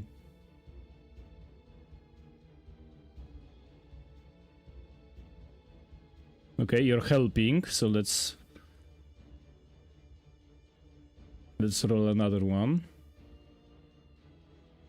Okay, that's a 6. You don't really have a charisma. But the two of you make a show.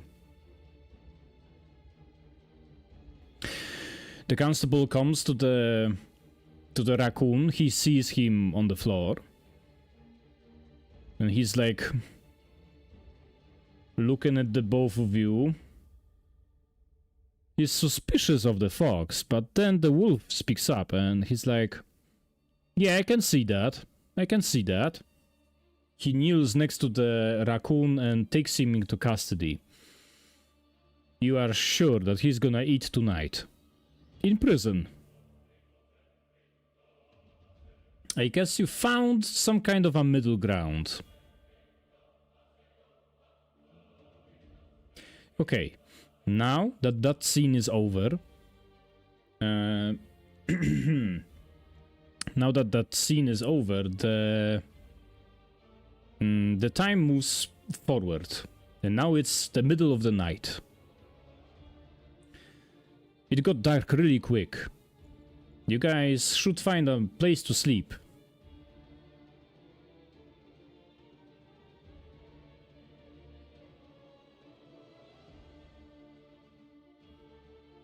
Mm-hmm. That is better than nothing.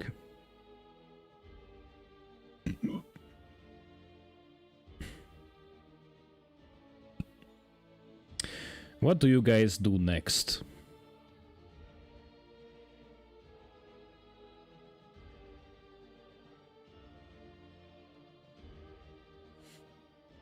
From the town square, you can hear chanting, music. You can hear the bonfire. You can hear people dancing and singing. We look for a motel or something with a bed. I already know the ways around the city. Do I know any place that the wolf can spend the night? Well, the tavern is for one. He can go to the tavern. Only a couple copper pieces and he's gonna have a bed for the night. Maybe even a room if he spends a little more.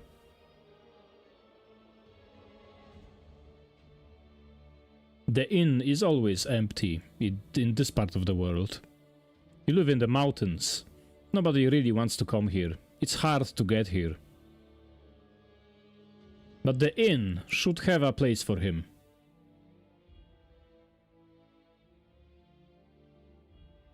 Okay, let's assume you guys are going to the inn. You go to the tavern. Let me just remind myself.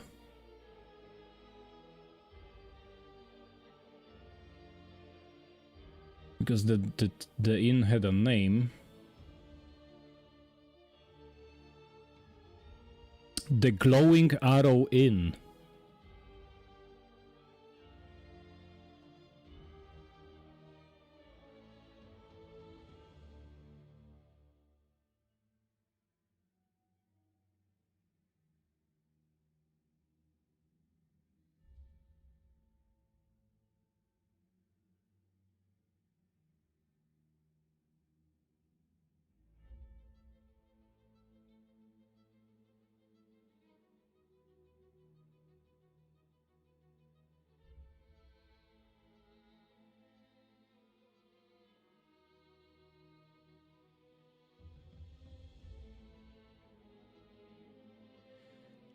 Oh, that? Don't mind that. It's just a game.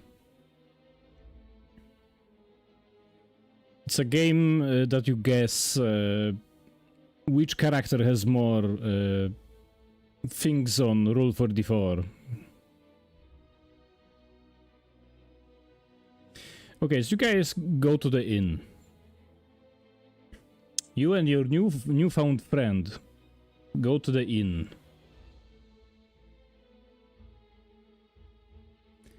I have the inn stats and the people inside in front of me.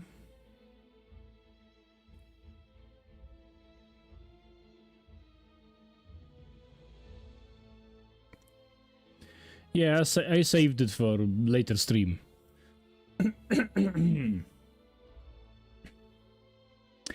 Okay, you guys go to the inn.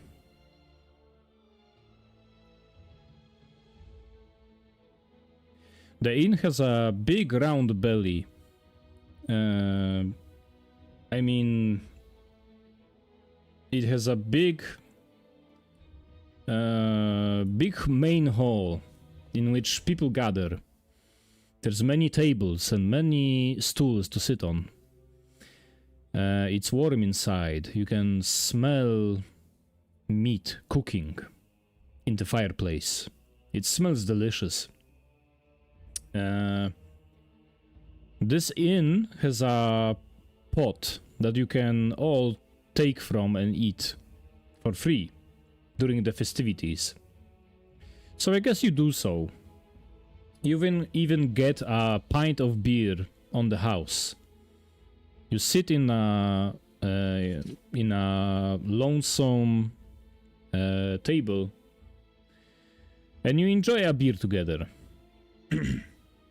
Soon, the owner comes over and asks, what would you like? Except the free food and drink, of course.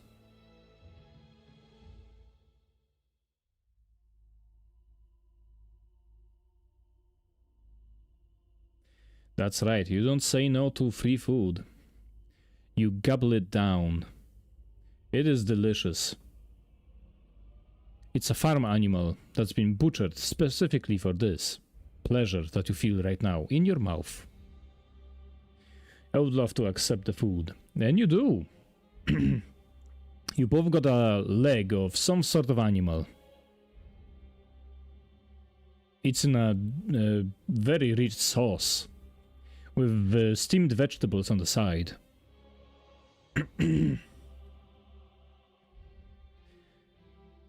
For your words, except if there is chocolate. I can't eat chocolate.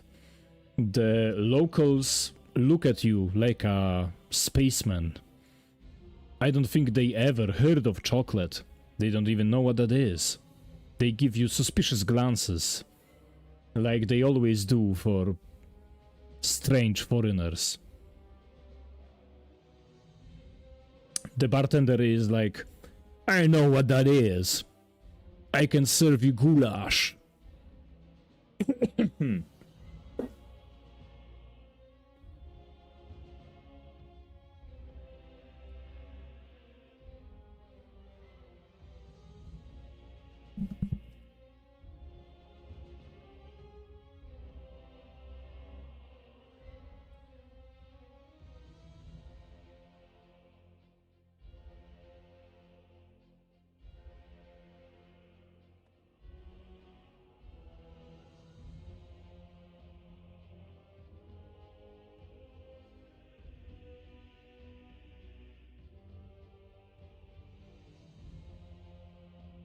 Okay, you know what? I'm gonna fast forward a bit. Is that okay?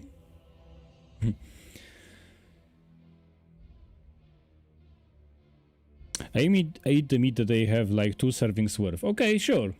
You gobble up the meat. And lots of it. You guys eat and drink a little. Some time passes and it's the middle of the night. The festivities outside went along as they should. Nothing out of the ordinary. The huge figurine was burned at the huge bonfire. People celebrated. Everybody wore the masks of the golden fox. And everybody danced. Everybody sang. They did all the celebrities, and you witnessed them with ethnographic enthusiasm. And later, the beer and the meat, the deliciousness and the fun, let's call it, made you weary. So you went to sleep. Today is a festival, so the inn is open for everybody. You didn't have to take a room because they let you sleep in the main chamber with every other drunkard from all over the city. People just get drunk at the seats they sit in. They lay down on the tables and fall asleep into a drunken sleep. And so do you. You smell trouble. Well, I think your instinct is right. Because in the middle of the night, you hear screams outside.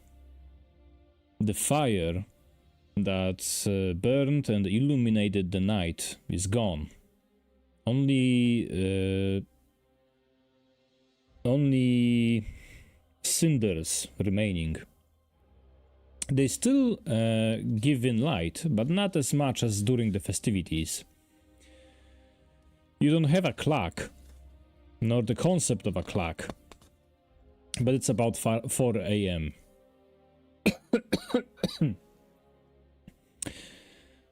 Let's see which one of you wakes up.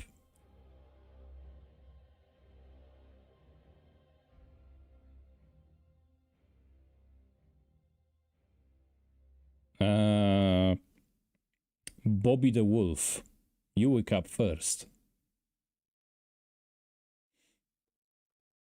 A scream outside raises your big, heavy head. Your ears perk up, and it's clearly a woman screaming in the middle of the night. There's also some commotion outside. What do you do?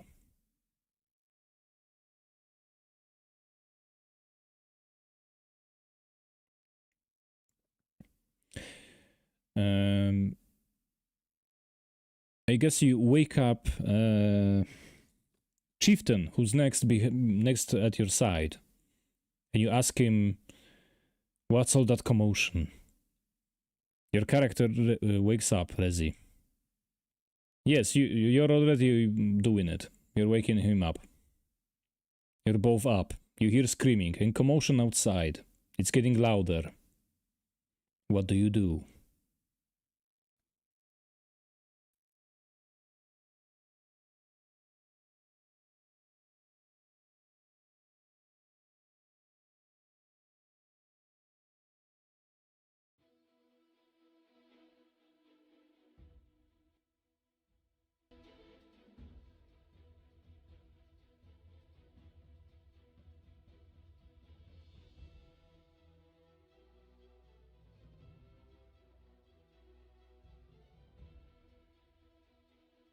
Very heroic, okay.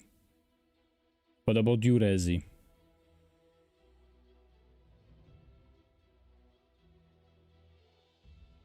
Bobby is gonna run out ready for a fight. What about you? Are you as daring as him?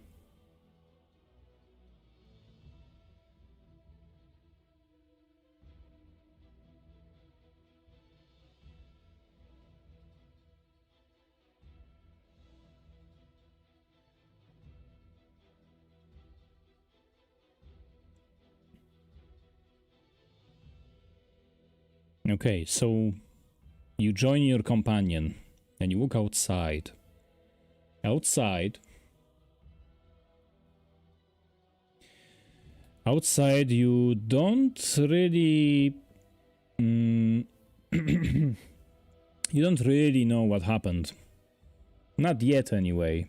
You run to the street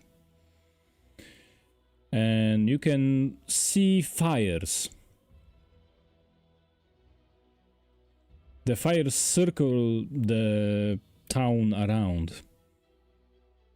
Sir Resilience, your character has flashbacks. It's just like the last time it happened to you. It starts with fires in the darkness, then the screams come, and then the raiders. What do you do?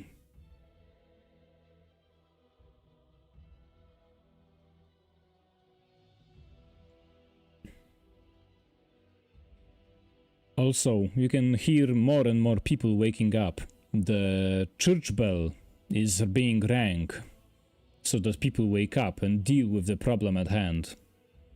And you are amongst them. What do you do?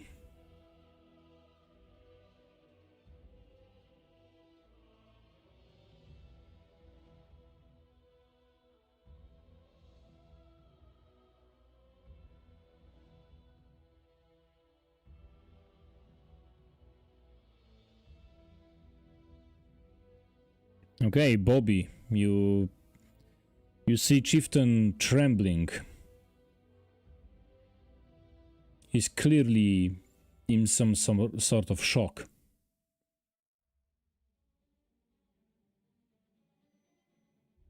What do you do? Nice role playing, by the way. Thanks for that, that's cool.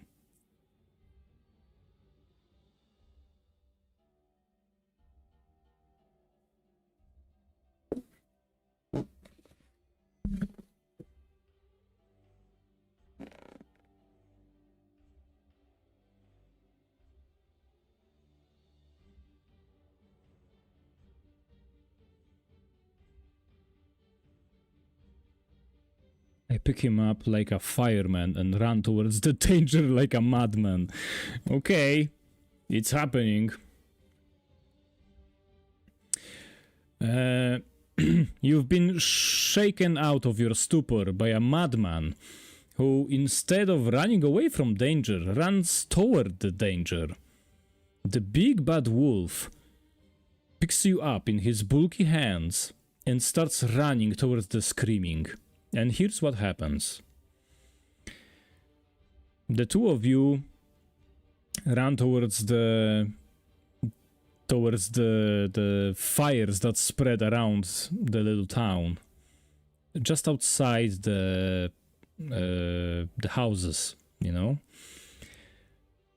He's screaming, "What are you doing?" as you're reaching the flames, illuminating the darkness. And you can see... That's a good question. Can you see that? Let's roll for it. A 10 and...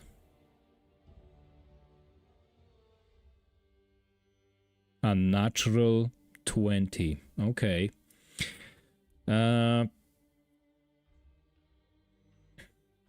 We have to help whoever is out there, he says. And then the both of you look up and you see... Actually, Sir Resilience, your character don't see it, but Bobby rolled a natural 20. He sees more than the naked eye can see. whenever a natural 20 occurs, you have to make the narrative fit that even though the odds were against you, you succeed. You respond to the wolf as his eyes see more than they should. And what do your eyes describe to you, Psycho? Well, you look at the fires and a map comes to your mind. The map of the surroundings. Why, if you didn't know any better, you would suspect that this is some kind of diversion. A fire that they cannot ignore in the middle of the night, so that in a different place, they could strike at the real target. You've seen this strategy before, somewhere. Okay, so what does Bobby do? You're the only one with this knowledge. Do you share it with your companion? How do you act on it?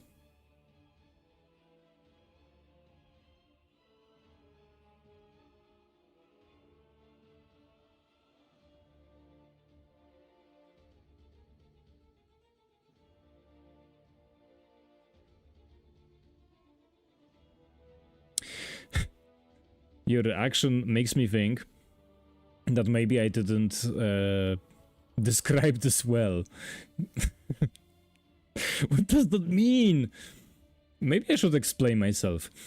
I wanted to paint a picture of you seeing in your mind's eye the map of the city, and if you were making a diversion, you would light the fires in exactly those spots that you see the fires are lit.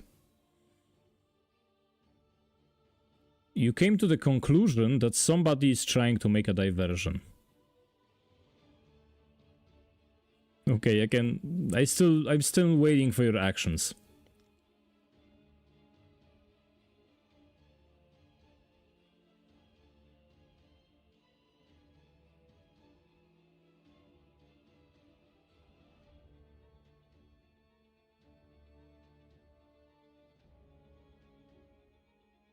Okay.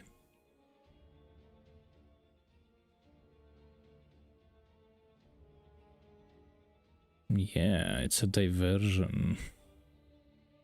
But for what? Exactly.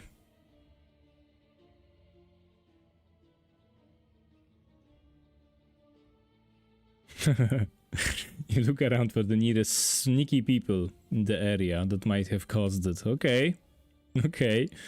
Sound logic for me. Something on my mind finally snaps. I realize that this town is going to be attacked, just like my village. Yes, you have that feeling. You have that conclusion in your head.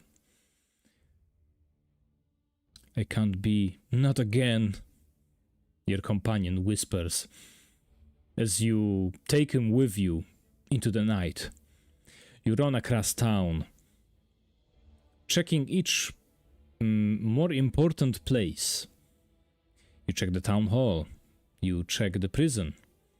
What could use a diversion, you think to yourself. And then you hear a scream from one of the houses. One of the houses that's kinda closer to the outskirts of the city.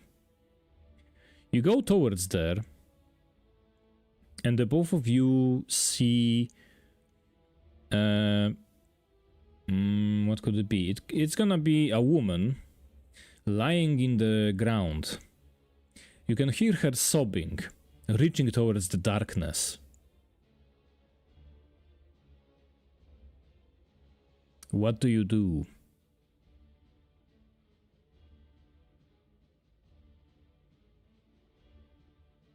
You woman, I know. Unfortunately, they are required to make more men.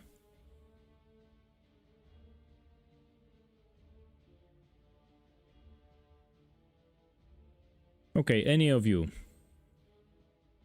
You don't have to wait for turns if you have initiative.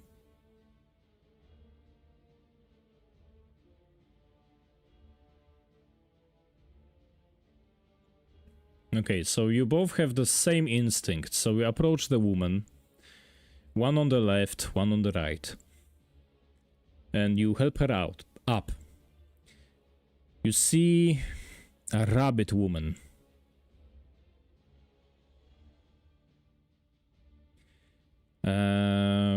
She looks fine. She doesn't seem to be very hurt. Although she was struck a blow. She got struck a blow. The rabbit woman clearly got smacked in the face.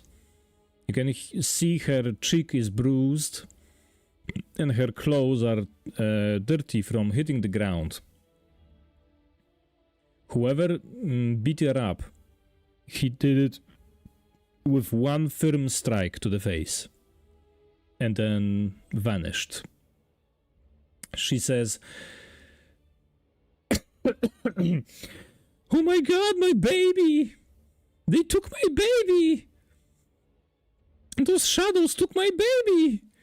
She points at the darkness with her crooked finger of a peasant. "Who attacked you? Do you see their face?" She looks at you straight in the eyes and says, "They were masks. I don't know who they were. It was dark. They came from nowhere. They hit me and then they took my child. They they were clothed as shadows, all black or grey. I couldn't see. I couldn't see," she weeps. You look around. You see there was some sort of scuffle. The ground is moved with several steps. You can see a young rabbit's foot in the sand. Mr. Rabbit, how did you get injured? Did you see or know the perpetrators? Also, you can always make another child.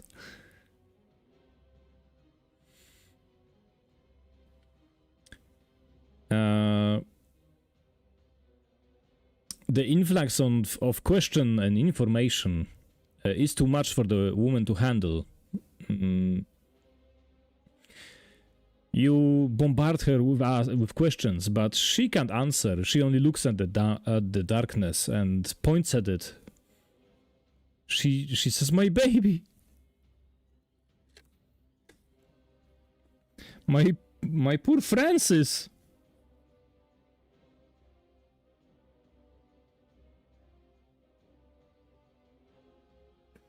Yep, I noted it down. Francis the rabbit was abducted and taken into the darkness.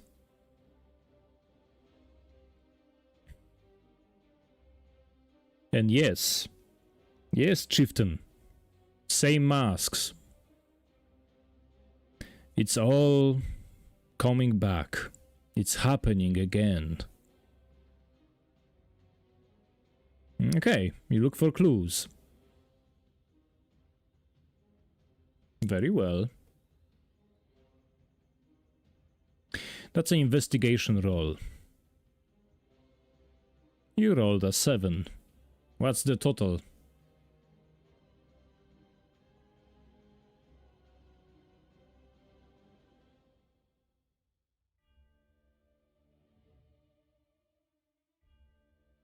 Oh, damn. Okay. So you start to analyze the situation, you know, like a detective. You kneel to the ground. You start looking for clues. And soon enough, you conclude that what the woman said is in fact true. They did come from the darkness, they smacked her really good, and then they took the other person and ran towards the darkness. the darkness that you analytically just looked up to and saw. Chieftain running in blindly.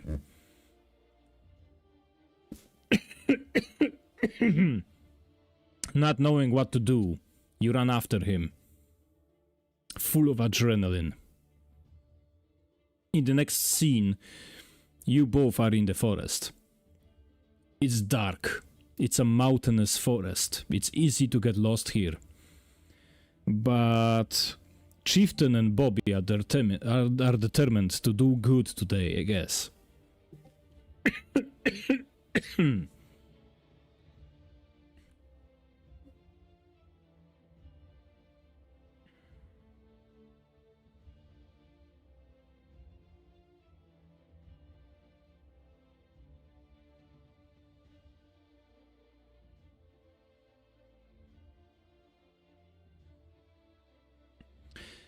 You guys run blindly into the darkness. It's very hard. It's dark, you're in a hurry, and you're chasing someone. You don't even know how many and how far. So you run blindly, wishing for luck. And maybe it comes. You guys run and run and run, until you can't see the lights of the city anymore. The town vanishes into the darkness, swallowed by it, as so are you. You guys run, trip, jump, and scrape all over the forest. Somehow, you're still on their trail.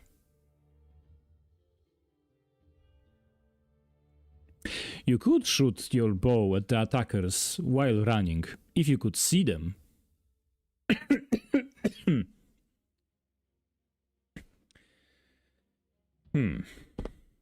Well. Okay. Now I'm gonna introduce a new mechanic to you. And that mechanic is disadvantage. I'm gonna roll... Well, that's pretty crazy, but let's see if you guys can find your escaping kidnappers. But it's dark outside, you don't know what you're doing, and you're in a real hurry. So I'm gonna give you a disadvantage. That means I'm gonna roll 2 dice, and I'm gonna choose the lower result. So Rezi, it's 6 for you. So you're blind, but the big bad wolf rolls a 9, and that's slightly better. Let's see if he can find anything. He has a perception. Does he have a survival? He does. Okay. Damn. He's a pretty cool guy, I have to admit. Okay. So the white fox and the white wolf run into the darkness.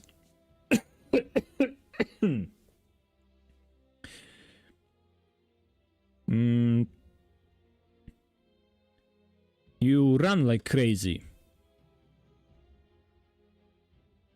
You guys run like crazy. No light source. Only the moon, which is in full, which is helpful, and it even makes the pursuit possible. But you have no lamps, no compass, no nothing. Just luck and determination. And yet, you find their trail. You run out of the city and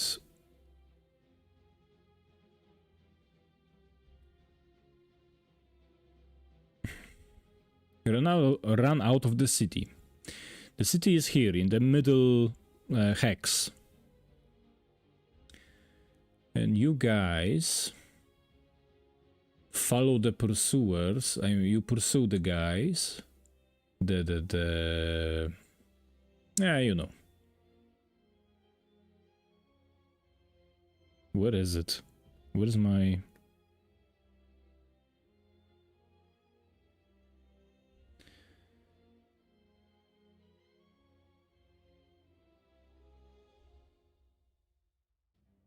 Oh, this is it, okay. And you're going down.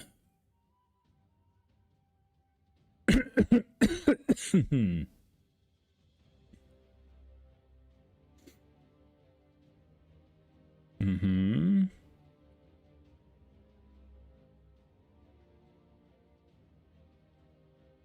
Now, if I reload the page, you should see more, I think. I'm not sure how this map works yet.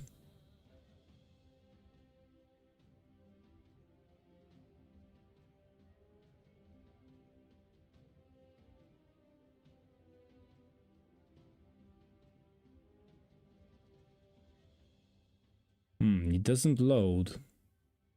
That's quite troubling.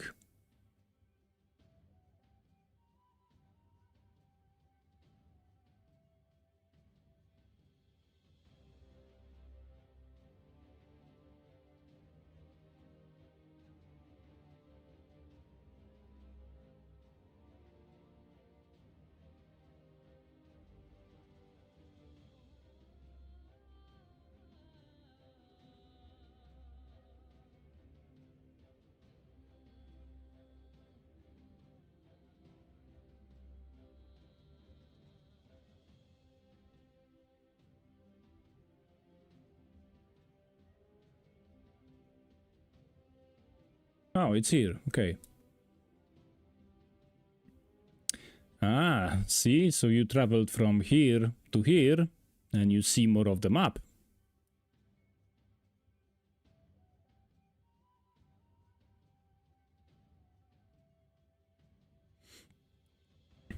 Okay, so you changed hexes. You are here, now you're here.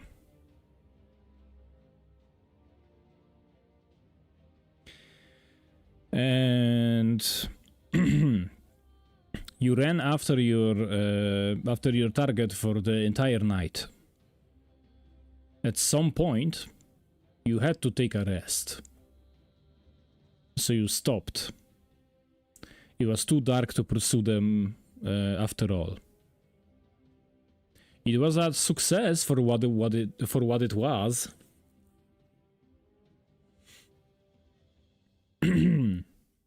But you're in the middle of the night, in a mountainous forest, surrounded by darkness and possible enemies.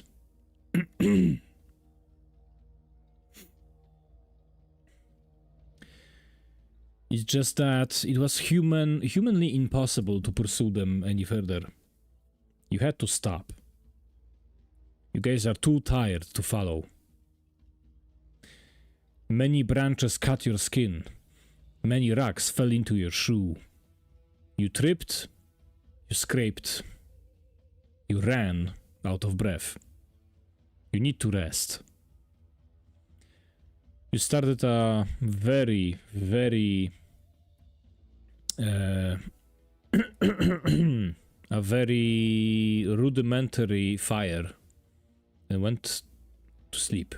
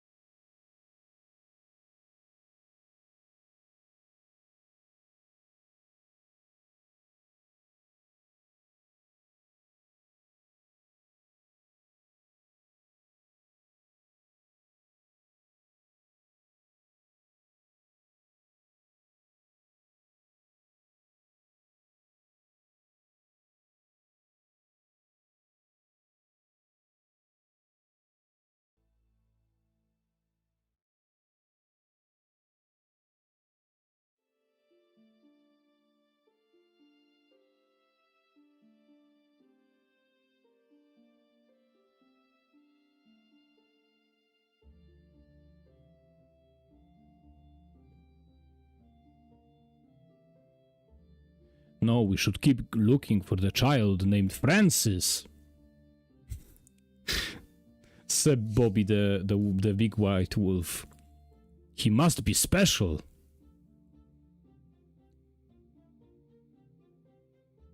Okay, additional detail.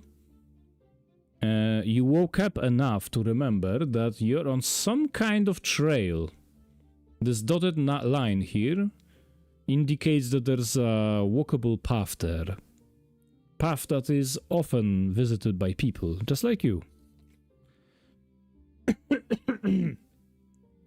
This is not good. I don't think we will get any progress in this weather, especially without any clues, remarks the fox. Interesting, interesting. What will you guys decide?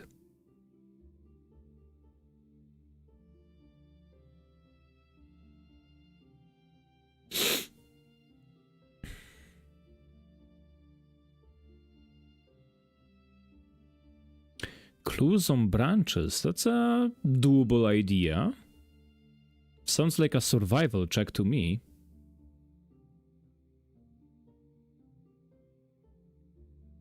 Okay, okay, cool. You do look around. Here's the thing. I'm gonna give you a disadvantage. 1, 2. Because of the weather, you see. It covers tracks, the snow, you know. You rolled a 3.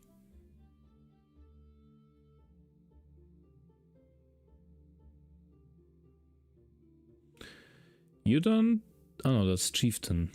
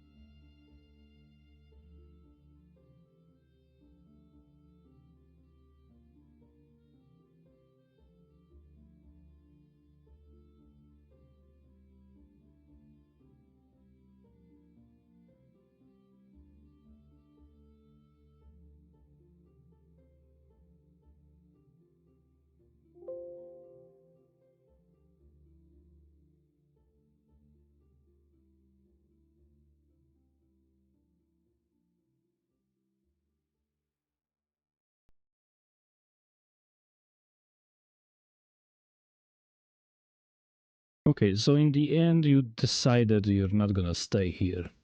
Which is probably for the best, because you lost all track.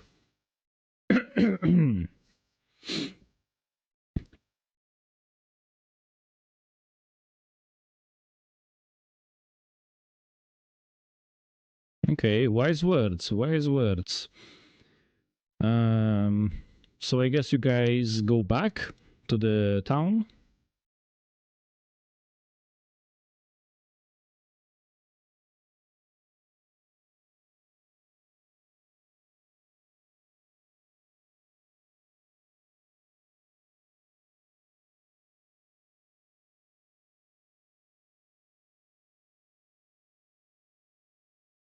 Going further is a suicide mission. We go back. Okay. Okay, okay, wise, wise. Yes, you can. It's easier to find a town than a bunch of kidnappers that got lost in the snowstorm. You go back to town with ease. Now that you went back, you could admire how much terrain you traversed in the night, chasing someone. You go back to town, and you see that the aftermath of yesterday is still, in action. You can tell that yesterday's kidnappings, multiple, not just one, happened around town. You can tell because of the crying families huddled together in front of their houses and guardsmen taking in what do you call it? Testimonies.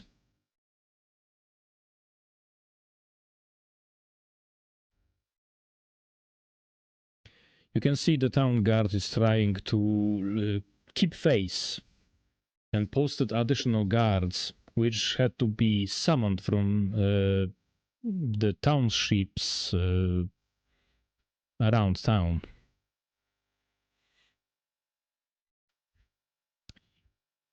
Only children, notices the fox, and he is almost right.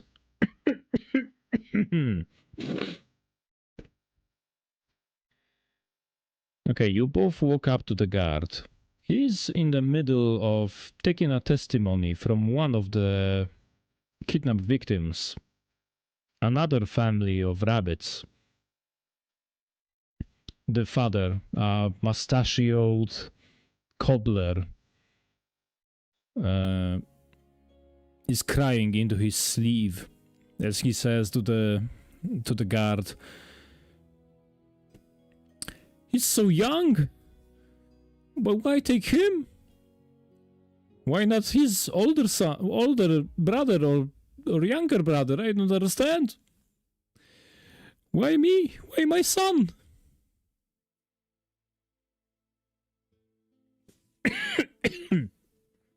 He keeps saying things like that. From the context, as you listen for a while, you gather the following information. All of the victims were rabbits or bunnies. The yesterday's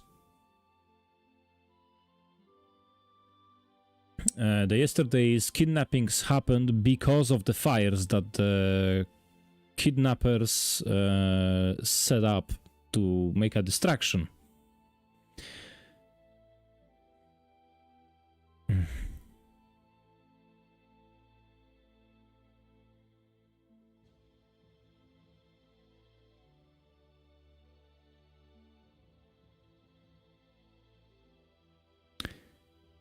Okay, I tell her they could be cannibals or Krampus.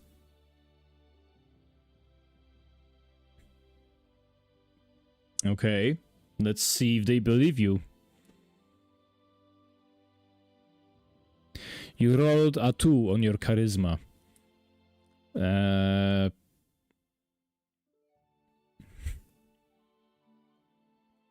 The crying father raises his head, looks at the white wolf and says, "What? What do you mean?"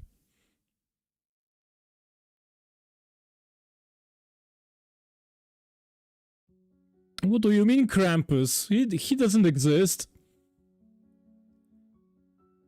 Are you making fun of my travesty?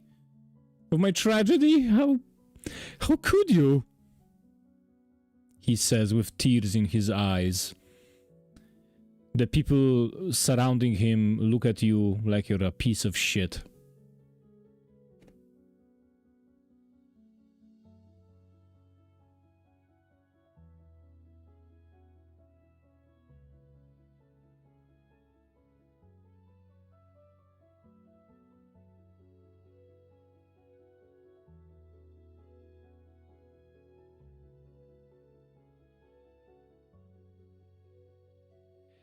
You try to defend your statement. You're like, "I mean, I'm just saying." But you rolled a 2, so the people involved in the whole affair are just baffled with your deafness to tone. Excuse me.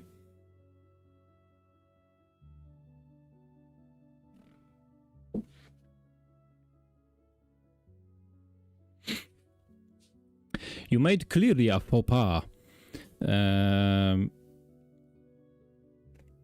Not knowing what to do, the guardsman that was taking his statement kind of takes over and he's like, don't worry, old man. we're working on finding your lost son. Everything's gonna be all right.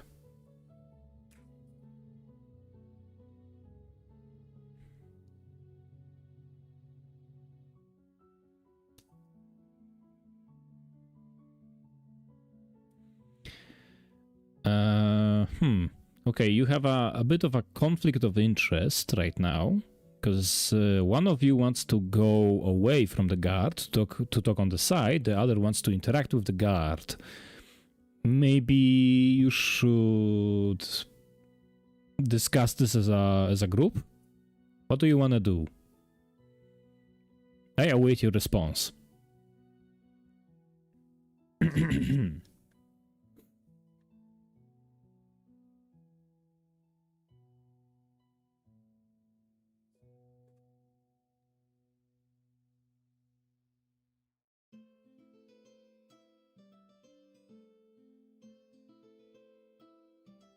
I know what you meant by try. I'm just I just don't want to decide for the both of you, you know? I was not trying to be offensive, just saying the opposites. The possibilities are endless. The guard is like, so what they are? Why are you jumping in? Why are you tormenting this poor man? Didn't he just lose a child? The cobbler raises his hands, his head from his hands, stopping his crying for a second to say, "Lost? He's lost? I lost him?" He's inconsolable now. The guard is like, "Oh, great.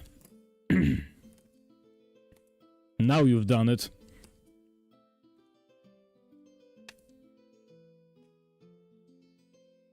I will let my colleague handle this. I will walk away.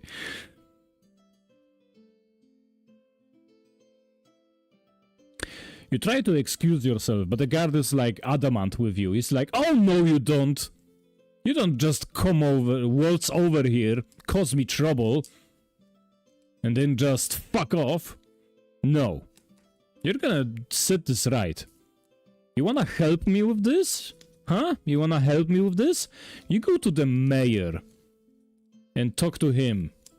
Tell him you want to help out. That's how you make it up to me and this poor cobbler. Talk to the mayor. He shoos you off and goes back to his investigation. I say that with air quotes, because I don't know if he's gonna achieve anything.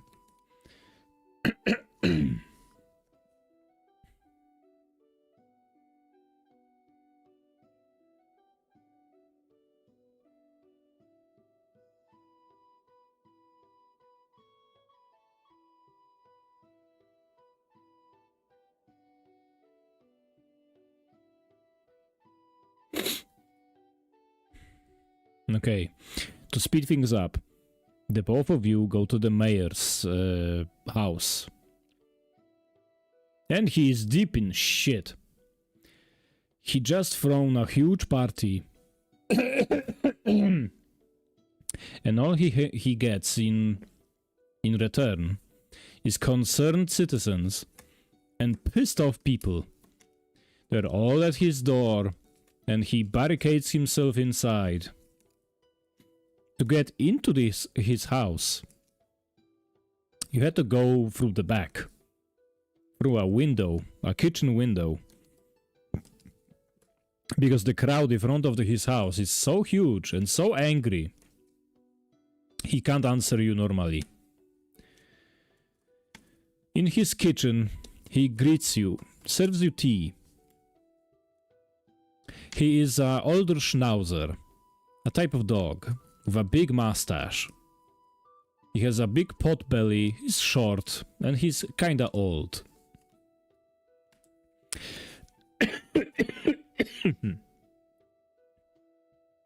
He wipes his brow, heavy of sweat, of stress sweat. And he says, "Oi, oi, this is gonna be the end of my career. I won't be mayor for long after this shit."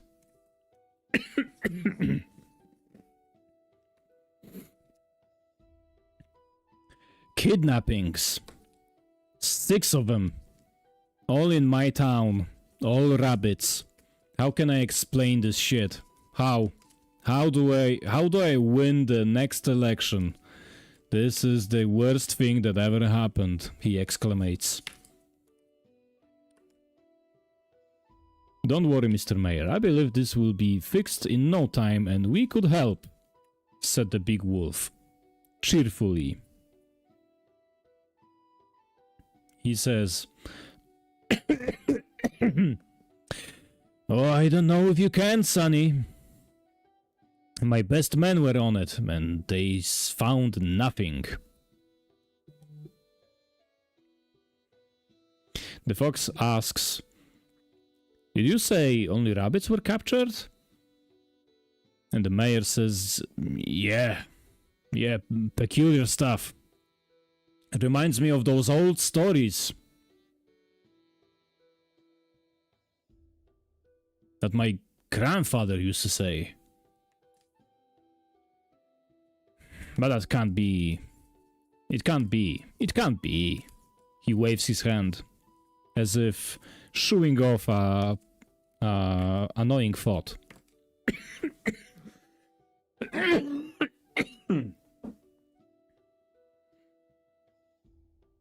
Be right back.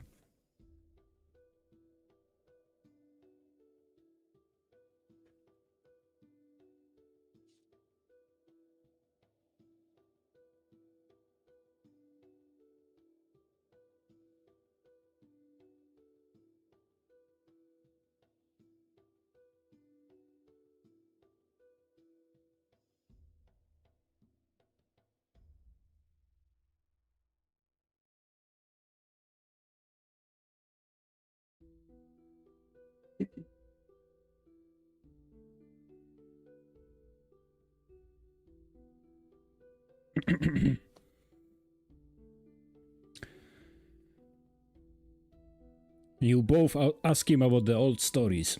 And he's like, "I doubt that it has anything to do with anything." But he looks outside, around the window, if anyone is listening in on your conversation, and then comes back quickly, and more conspiratorially, he says, "It reminds me of the old days. The old days of, you know, the old religion. They said that the golden fox accepted only praised highly the company of bunnies. I don't know, maybe it's just a legend, or maybe it's just something that my grandpa used to say. But it sure came back after I heard the testimonies of the guards last night. They said they were... the kidnappers must have probably joined the celebrities. Joined the celebration. They didn't look different than anyone else. They had the ceremonial garb and mask as anyone else. So they might have came unnoticed. One of them is missing a mask, in fact," he says, pointing to the nearby table. You look, and you see a golden fox mask. One that everyone would be wearing last night. He says, "I don't know what to do with this. Or about this, but I have a bad feeling." What do you do?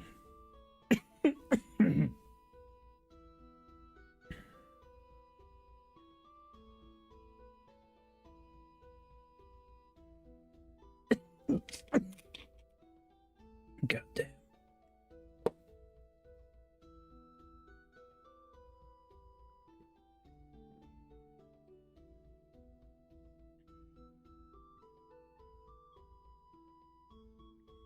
Wait, I saw one of the masks before the event. It was in a stall, you say. And the the chieftain looks at the mask. He gives it to you. You turn it in your hands. And you see that the one who made the mask made a seal carved in wood. The seal depicts a chrysanthemum flower in a circle with 3 stars around it.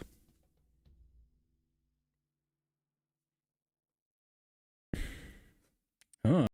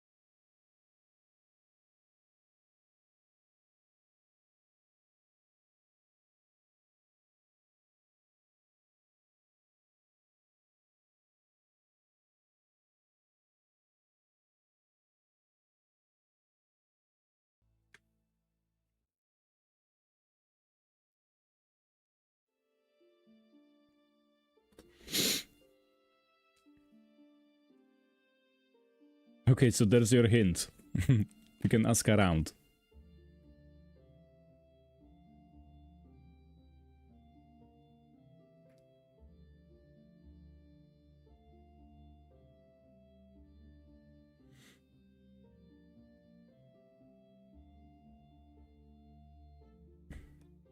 Okay, you do exactly that. You tell that to the mayor and walk out. You go to find the yesterday's guy with the mask.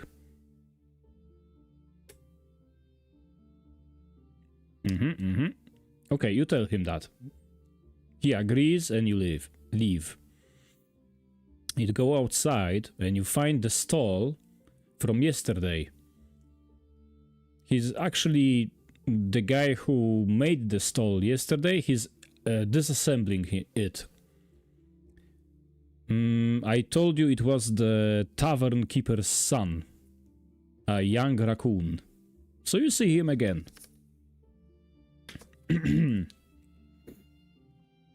He's using a wooden mallet to disassemble the mask stall that he used yesterday. Then he hits his thumb and angrily puts it in his mouth. Then notices you in his embarrassment. He pulls out the thumb he just struck out of his mouth, and he's like, "What do you want?" Puts the thumb back into his mouth. For a second, when you saw the thumb, you saw it pulsating and swelling quite a bit. He must have smacked it really hard.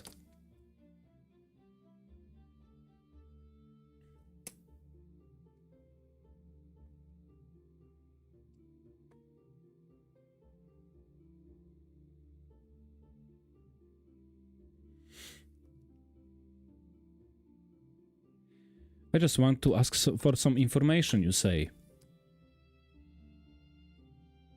If you don't mind, you add. The tavern keeper's son, still sucking his thumb, looks at you, but sitting in the shadow of your colossal friend, he changes his tone from his usual get out of here thief mode to hello valued customer mode.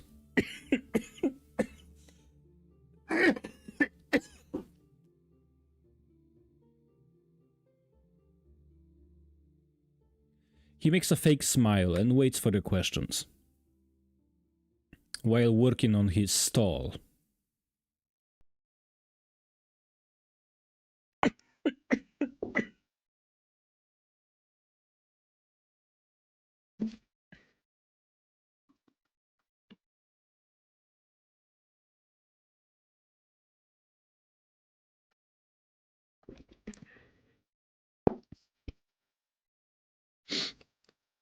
Yeah, big friend makes a difference.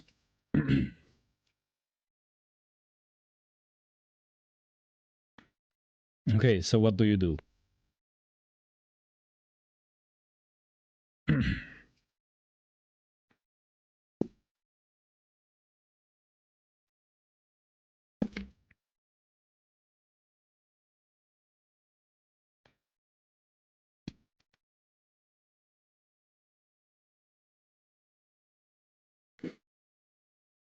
Okay, the the raccoon is getting impatient.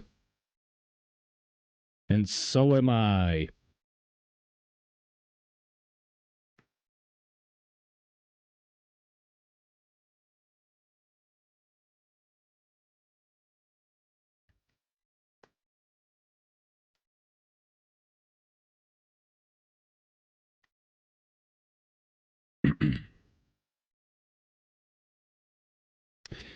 Okay, you ask him that and hand him the mask. He looks for it, he finds the seal, and he says, "Oh, this one? I didn't buy it from the usual vendor. This was sent to the to the tavern with instructions to hold them for someone. My father dealt with that. I never saw who took the package, but I know that in the package were these masks. About 7 of them.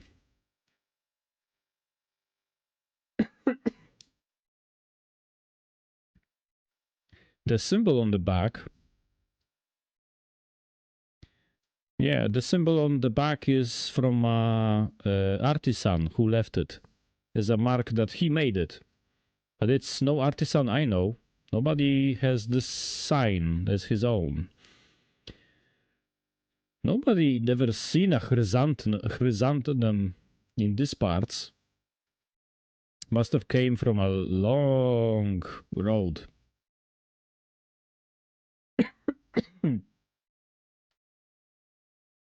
I know all the merchants in the vicinity, and nobody has this sign. I would know. Yeah, so they came in a package. That said that he's holding them for someone. He didn't share any details. But I guess he found whoever had this, because they lost the mask.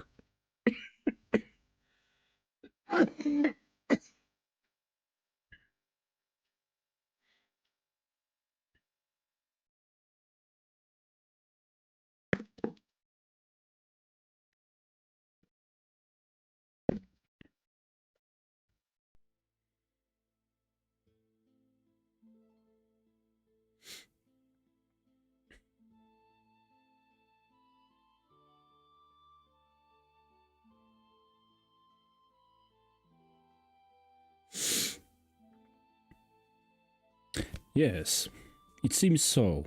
There were 7, but one lost his mask. You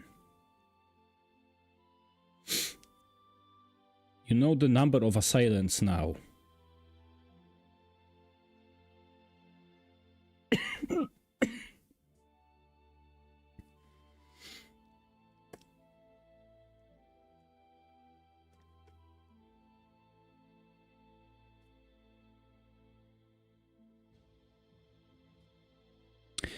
In that case, this mask for sure was from one of the many kidnappers yesterday. But in that case, where is the owner of this one? That's a good question. How will you find out? The raccoon doesn't know.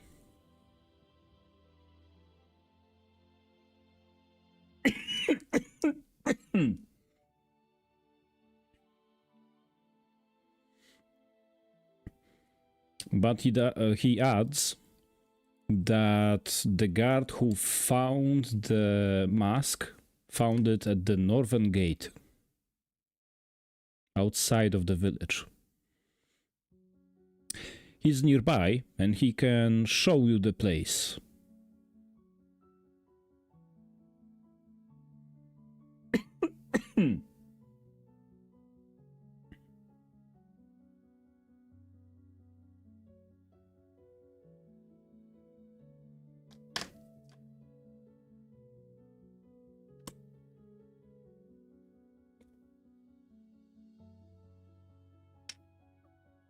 Okay, so a bit of fast forward. You find the guy, you talk to him, and he shows you the place where he found the mask. It's actually near the northern gate, outside of the town. You also know that from what the guards tell you,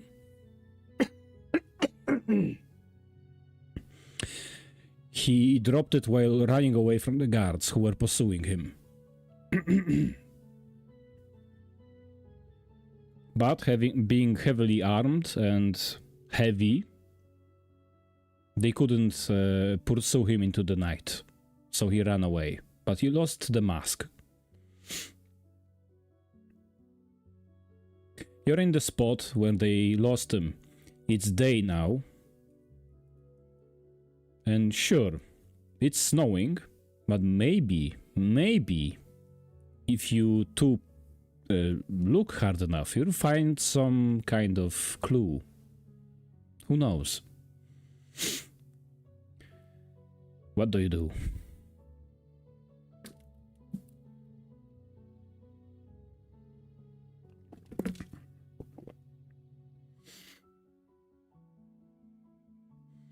Okay, so what would you like to roll?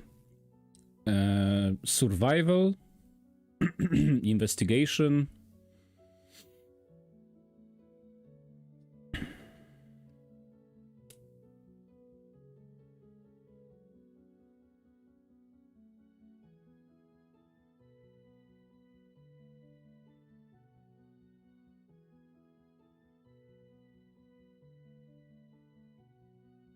Okay, survival. Okay, 12.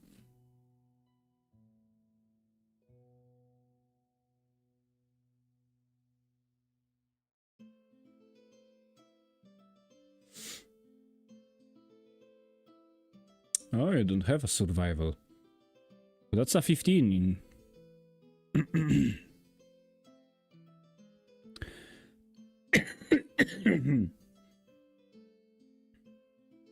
Oh? So you should have proficiency in that then. Which means that you rolled 2 more, so that's 17 in total. That's not nothing. Okay. So you and your wolf friend search the place. You do all sorts of things. You uncover the snow to see mud tracks. You follow the story of the guard closely. And soon enough, you start to find patterns. Mainly in the trees. You see, the masked men who ran into the night, they were running so hard, they broke a lot of branches. And now, you see a path in the woods. It's going north, but then turns south, the way you guys were going yesterday. It seems that the kidnappers all went south, one way or another.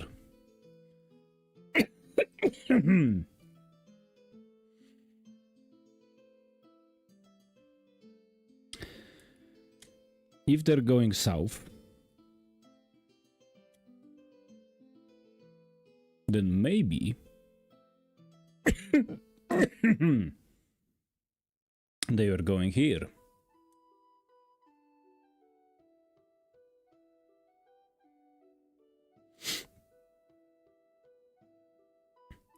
Here. This is where you are. And this is the closest piece of civilization.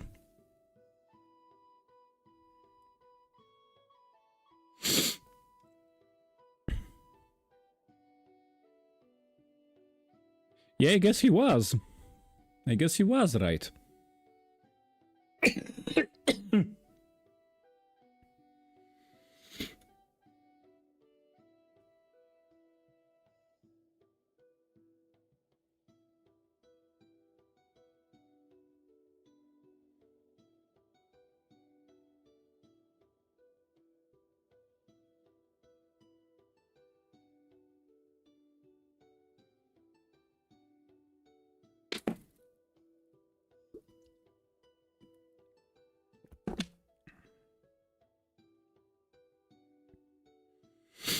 I guess you should.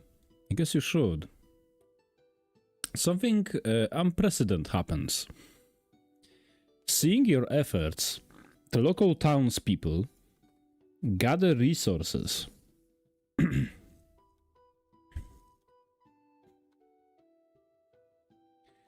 And give you, I shit you not, money.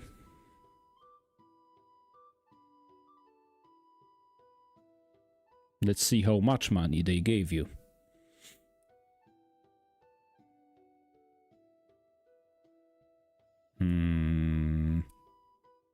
Yeah.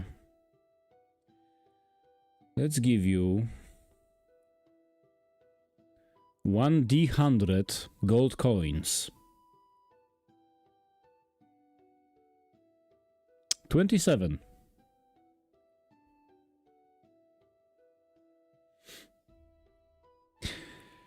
Okay, so you go back from your hunt and you see the people. The same people that would shoo you off and make you untouchable. The same people gathered to greet you at the northern gate when you go back. The cobbler from before and the woman you found in the night approach you with a bundle and they give it to you wholeheartedly, and they're like, Mr. Fox, I don't know why you're helping us. I don't know why you and your wolf friend do this, but if we can help, then please accept this money. Me and my neighbors chipped in. We wanted you to have this for your journey.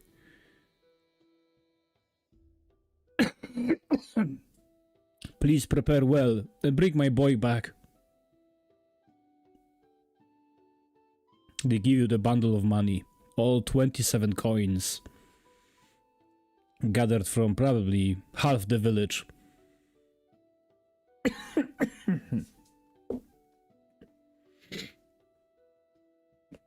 What do you do?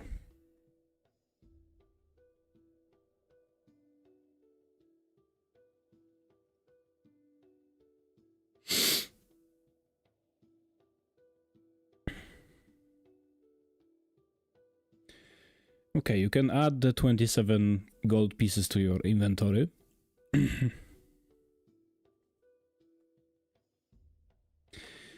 They humbly give you the money, and then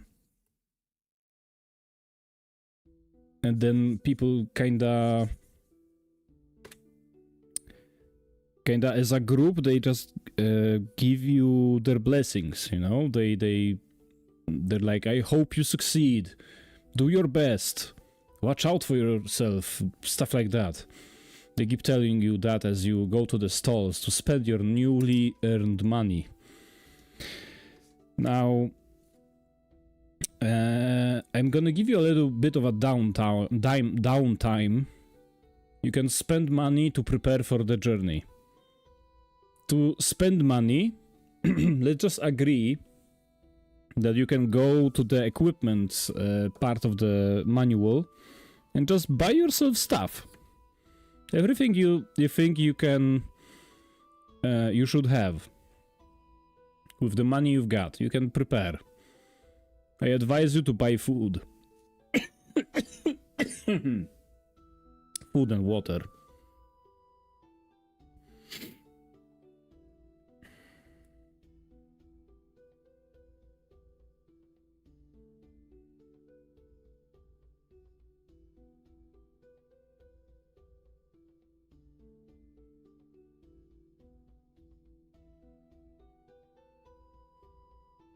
Okay, you have some downtime.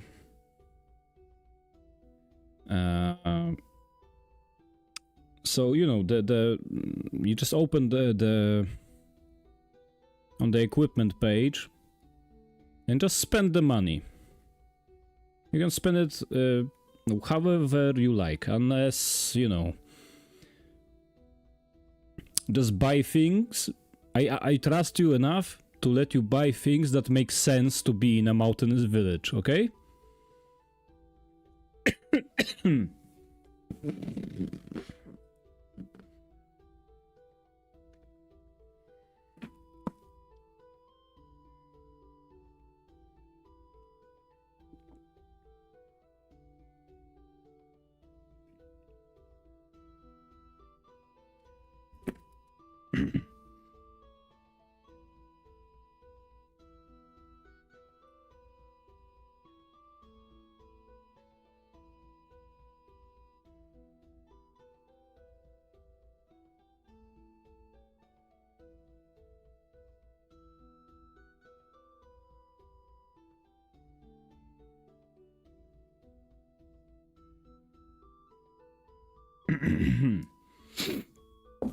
Oh, okay. Well, you've got money in your inventory, right? And the player handbook has a equipment chapter. Go to the chapter, and there's tables there.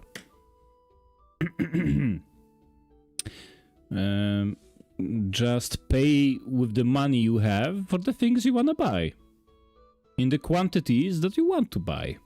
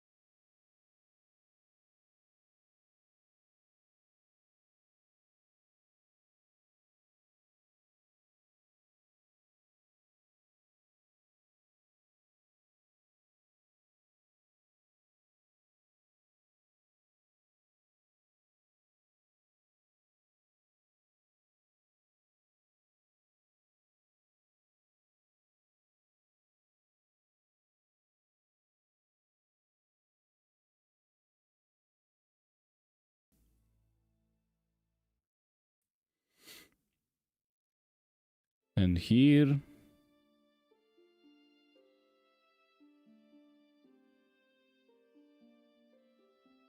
is where they probably headed.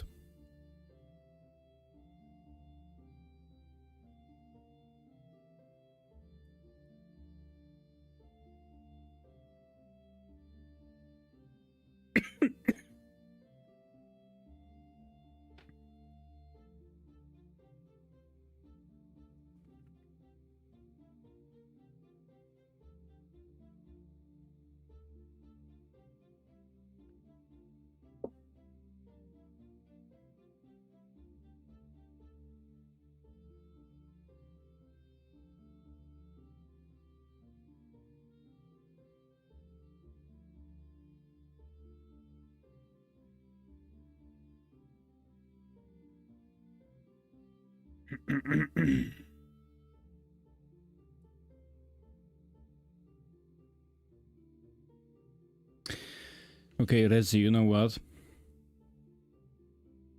I think we're gonna stop for today, because my throat is killing me. I am still not fully recovered. Would that be okay? We still played for 3.5 hours.